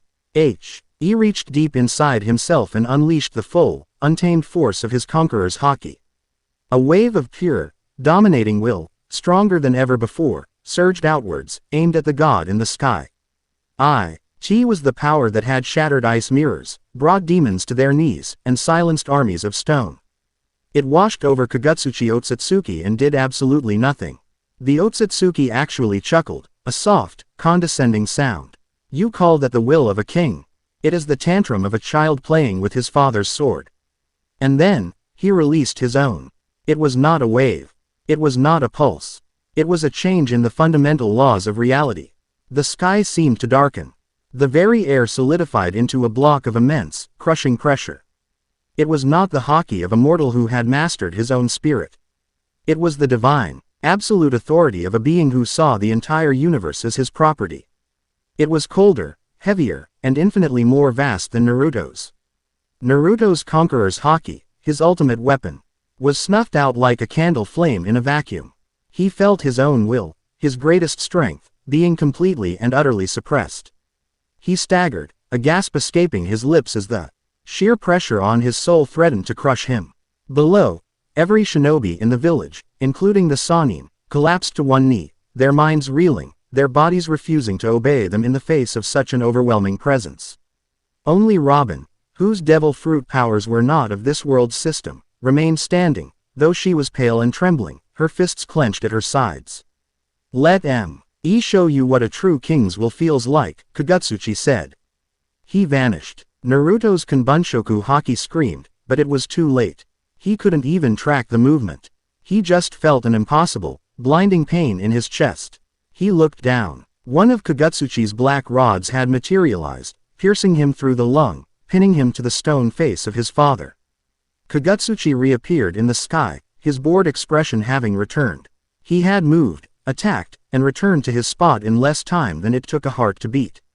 Naruto coughed, blood spilling from his lips, his vision starting to blur. The Kyuubi's chakra surged, trying to heal the wound, but the black rod seemed to negate it, its strange energy disrupting the regenerative process. "Your power is a genetic anomaly, a flaw in our creation that we have been purging from the cosmos for eons," Akatsuki's voice echoed in Naruto's fading consciousness. "A defiance that we do not permit." He then raised his voice, not just for the village, but for the entire world to hear. His image flickered, appearing in the skies above every major hidden village, from Suna to Kumo. "Hear me, you fleeting creatures of this world. This planet is a garden we Otsutsuki planted. You are the crop, and your chakra is our sustenance. The time of harvest is coming. The 10 tails is not a weapon, it is the seed of the god tree that will cause your lives and your world to bear its fruit for us." He let the terrifying revelation sink in, letting the image of a defeated, crucified Naruto Uzumaki be his visual aid. "Let this be your only warning. The harvest festival will begin in 1 year. Your struggles are irrelevant." With a final, dismissive glance, Akatsuki Otsutsuki turned and stepped into a rift of distorted space, vanishing as if he had never been. The oppressive pressure vanished with him. The black rod pinning Naruto to the monument dissolved into dust. Naruto's body went limp, and he began to fall the several hundred feet to the ground below. The village was frozen in a state of collective, horrified shock. But one person was not. Robin, the moment the pressure lifted, was already in motion. Gigantsko Mono, 2 colossal hands, each the size of a house, sprouted from the cliff face, catching Naruto's falling body with an impossible, gentle grace before he could hit the ground. She lowered him carefully, her mind a storm of cold, focused terror. Tsunade, Jiraiya, and the others, finally able to move, rushed to his side. Tsunade's hands glowed with green medical chakra as she desperately tried to stabilize him, her face a mask of grim fury. The wound was horrific, his life force fading fast. Naruto was unconscious, his breathing shallow, his face deathly pale. He was alive, but only just. The boy who had been their pillar, their symbol of unwavering will, had been broken in a single, effortless blow. The world's greatest hope had been extinguished in front of their very eyes. Robin knelt by his side, her hand resting on his still chest. She looked at his pale face, then up at the empty sky where their new god had stood. She did not cry. Her eyes, filled with the shadows of Ohara's burning library, now held a new and terrible fire. The war she had only ever read about in stone was no longer history. It had come to her. And the king she had chosen, the king she loved, was the first casualty. She leaned down, her lips brushing his forehead in a silent vow. He had promised to protect the light of Ohara. Now, she would protect his. She would find a way. She would decipher the final secrets. She would arm him with the knowledge to fight a god. The age of shinobi was over. The war for the world had begun. Chapter 8 End. Chapter 9. The King's Coronation. For 7 days, Naruto did not wake. He lay in the sterile white room of Konoha's most secure hospital ward, a silent, pale figure hooked up to Tsunade's most advanced medical jutsu machines. The black rod had done more than just pierce his lung. Its alien chakra had ravaged his network, leaving behind a spiritual poison that fought Tsunade's healing at every turn. It was a constant, grueling battle, the fifth Hokage pouring her own life force into him, refusing to sleep. Refusing to yield. The village existed in a state of suspended animation, holding its collective breath. Kagutsuchi's visitation had shattered their reality. The truth of the world, that they were livestock, living on a farm awaiting harvest, was a truth too vast and terrible to fully comprehend. A deep, quiet dread settled over Konoha, a fear far colder than the one they'd felt during the invasion. This wasn't an enemy they could fight. This was a force of nature, a god, who had swatted their strongest champion like a fly. Robin never left his side. She had turned his hospital room into the new headquarters for the Historical Research Division. Scrolls, maps, and poneglyph rubbings covered every available surface. She ate there, she worked there, and she catnapped in a chair by his bedside, her hand often resting on his, as if her touch alone could anchor him to the world of the living. She worked with a silent, ferocious intensity, her mind a whirlwind of languages and histories. Hunting for a single sentence, a single symbol, that could offer a sliver of hope. On the evening of the seventh day, Tsunade was slumped in a chair, utterly exhausted. Her chakra reserves dangerously low. Jiraiya stood by the window, looking out at a village that had lost its light. "It's not working, Jiraiya," Tsunade murmured, her voice hoarse with fatigue. "I can heal the physical damage. But his spirit, it's like the Otsutsuki's will is still inside him, suppressing his own. He's not fighting back." Robin looked up from a scroll, her eyes red-rimmed but sharp. "Then we need to remind him what he is fighting for." She stood and walked to Naruto's bedside, placing her hands on either side of his face. She leaned in close, her lips brushing his ear. "Naruto-kun," she whispered. Her voice a low, intense melody meant only for him. "Do you remember your promise? You swore you would not let the light of Ohara be extinguished. That light is history. It is knowledge. It is the will to live. Passed down through generations. It is a light you carry within you now. The will of the king." She traced the faint whisker marks on his cheeks. "Your body may be broken. Your chakra may be in chaos. But your will is your own. It is the one thing the gods cannot take from you unless you surrender it. I have not surrendered. I am still here. I am still fighting. So you must, too. I cannot do this alone. Your queen needs her king." She finished, her voice thick with an emotion she rarely showed. For a moment, there was only the quiet hum of the medical equipment. Then, a single, shuddering breath. Naruto's eyelids fluttered. He was fighting. Inside his mindscape, Naruto was adrift in a cold, black ocean under a dead, starless sky.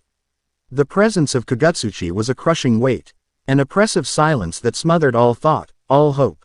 He could feel the Kyuubi, Kurama, raging against the invisible chains, his fiery chakra a flickering candle in an infinite darkness. "It's no use, Kit." The fox's voice rumbled, laced with a frustration that bordered on despair. "This being's power, it's like the old man's, but colder. Darker. It's the power of creation itself." Just as Naruto was about to let the darkness consume him, he heard a voice. Robin's voice. A single point of light in the crushing void. It was a lifeline, a thread of warmth and unwavering belief.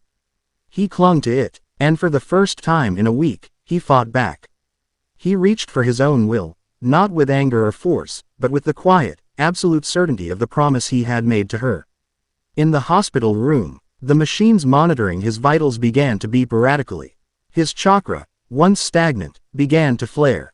A faint, golden aura enveloped his body. He opened his eyes. They were the same vibrant blue. But the restless energy was gone, replaced by a profound, unnerving calm.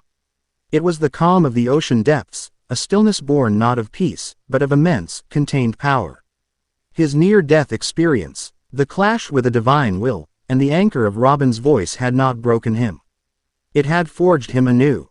His Haki had evolved. "Robin," he said, his voice raspy but clear. He sat up, pushing aside the blankets. The wound in his chest was gone, a faint pink scar the only evidence it had ever existed. Tsunade and Jiraiya stared, speechless. He looked at them, and they felt it instantly. The change. His presence was different. It was heavier, more potent. Before, his power had been a bonfire, wild, hot, and attention-grabbing. Now, it was like the heart of a star, a quiet, condensed, and terrifyingly powerful gravity that pulled everything towards it. He swung his legs over the side of the bed and stood. He was not weak. He was not disoriented. He was centered. How long was I out? 7 days. Robin answered, a wave of relief so powerful it almost buckled her knees washing over her. Naruto nodded, his gaze distant, as if he were looking at something far beyond the walls of the room. 1 year. That's how long he gave us. He looked at Jiraiya, pervy sage. The training isn't enough. I need to get stronger, faster.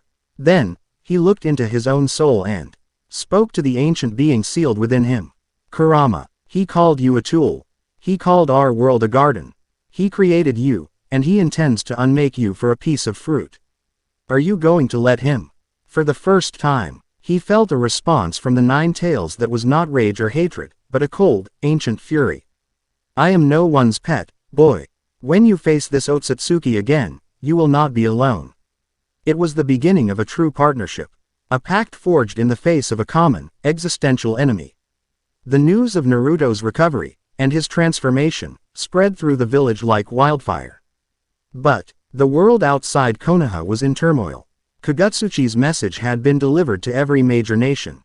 The Tsuchikage, Onoki, was stubborn and prideful. The Raikage, was aggressive and distrustful. The Mizukage, Maiterumi, was trying to hold her own village together after a bloody civil war. They saw Konoha's champion defeated, their village threatened, and their first instinct was not unity, but suspicion. Was this a Konoha plot?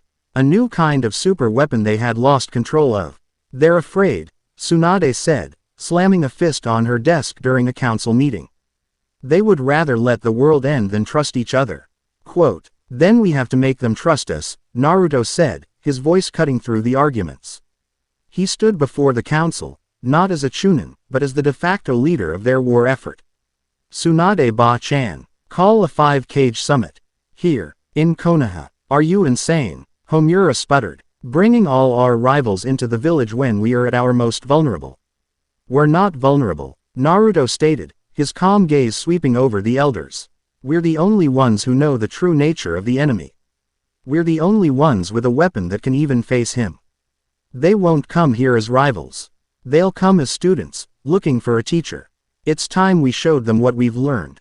His sheer confidence was enough to sway them. The invitations were sent. In the weeks leading up to the summit, Naruto and Robin were inseparable. They were the calm, focused center of the storm of preparation. While the village fortified its defenses, they retreated to the quiet of her office. Their strategy sessions lasting late into the night. It was during one of these sessions, surrounded by ancient maps and flickering candlelight, that the unspoken truth between them finally surfaced. This is it, isn't it? Naruto said, looking up from a diagram of Otsutsuki pressure points Robin had theorized from a carving. The fight for everything. It is, she said softly. Her eyes meeting his across the table. He stood and walked around the desk to her. He took her hand, his thumb gently stroking her knuckles. The air was thick with everything they had been through, everything they had yet to face. The loneliness, the battles, the shared secrets, the quiet comfort. I don't know if we're going to win, he said, his voice a low, honest whisper. I don't know if we'll even be alive a year from now. But I know I don't want to face it without you. Robin's carefully constructed composure finally cracked, not with tears, but with a smile of such profound, raudy, and love that it seemed to light up the entire room. I have no intention of letting you. He leaned in, and she met him halfway. Their first kiss was not a fiery explosion of passion. It was a quiet, deep, and inevitable connection. It was a confirmation of a bond that had already been forged in the crucible of shared pain and shared purpose. It was a promise, sealed in the heart of a world on the brink of apocalypse. The next day, they stood before Jiraiya in a small, private training ground. There were no priests, no fancy clothes, no audience. It was just the 3 of them. In all my years, Jiraiya said, a wide, proud grin on his face as he acted as their impromptu witness, I've never seen 2 people more suited for each other. One of you has the will to move the world, and the other has the wisdom to show you where to put it. It was a simple ceremony. They exchanged no rings. They exchanged vows, spoken in their own words, promises to stand together, to fight together, to be a sanctuary for each other against the coming storm. I am the man who will become the king, Naruto said, his hands holding hers, his gaze unwavering. And every king needs a queen to share his wisdom, and his heart, with. I have been a wanderer searching for a history, Robin replied, her voice steady and clear. But in you, I have found my future. That evening, as husband and wife, they stood on the fourth Hokage's stone head, looking out over the village. The weight of the world was on their shoulders, but for the first time in either of their lives, they did not feel its burden, for they were carrying it together. The training that followed was unlike anything before. Jiraiya, now with Kurama's willing cooperation, began teaching Naruto how to merge his Haki with the Nine-Tails chakra. A fusion of spiritual and physical power that had never been seen before. Naruto learned to cloak himself in a golden chakra shroud that was armored with his own indomitable will, a perfect synthesis of offense and defense. He was becoming the weapon the world needed. The day of the 5-Cage summit arrived. The leaders of the great nations came, not with armies, but with their elite guards. Their faces grim masks of pride and fear. They gathered in the main council chamber, the air thick with centuries of mistrust. Gaara, now the Kazekage, was there, his gaze calm and steady, his loyalty to Naruto already assured. But the others, the stubborn old Onoki, the aggressive Raikage, the conflicted Mizukage Mei, were a wall of skepticism. The doors opened, and Naruto walked in. He did not wear the robes of a Kage, nor the flak jacket of a Jonin. He wore his simple black and orange jacket. But the presence that entered the room with him silenced all conversation. He did not swagger. He did not posture. He simply walked to the head of the table, and the immense, quiet gravity of his will commanded the attention of everyone present. The Kage, leaders who had never bowed to anyone, felt an instinctual, primal urge to show respect. They looked at the boy from the rumors and saw not a boy, but a king. The age of shinobi politics was ending. The age of the Supreme King had just been coronated. Chapter 9 End.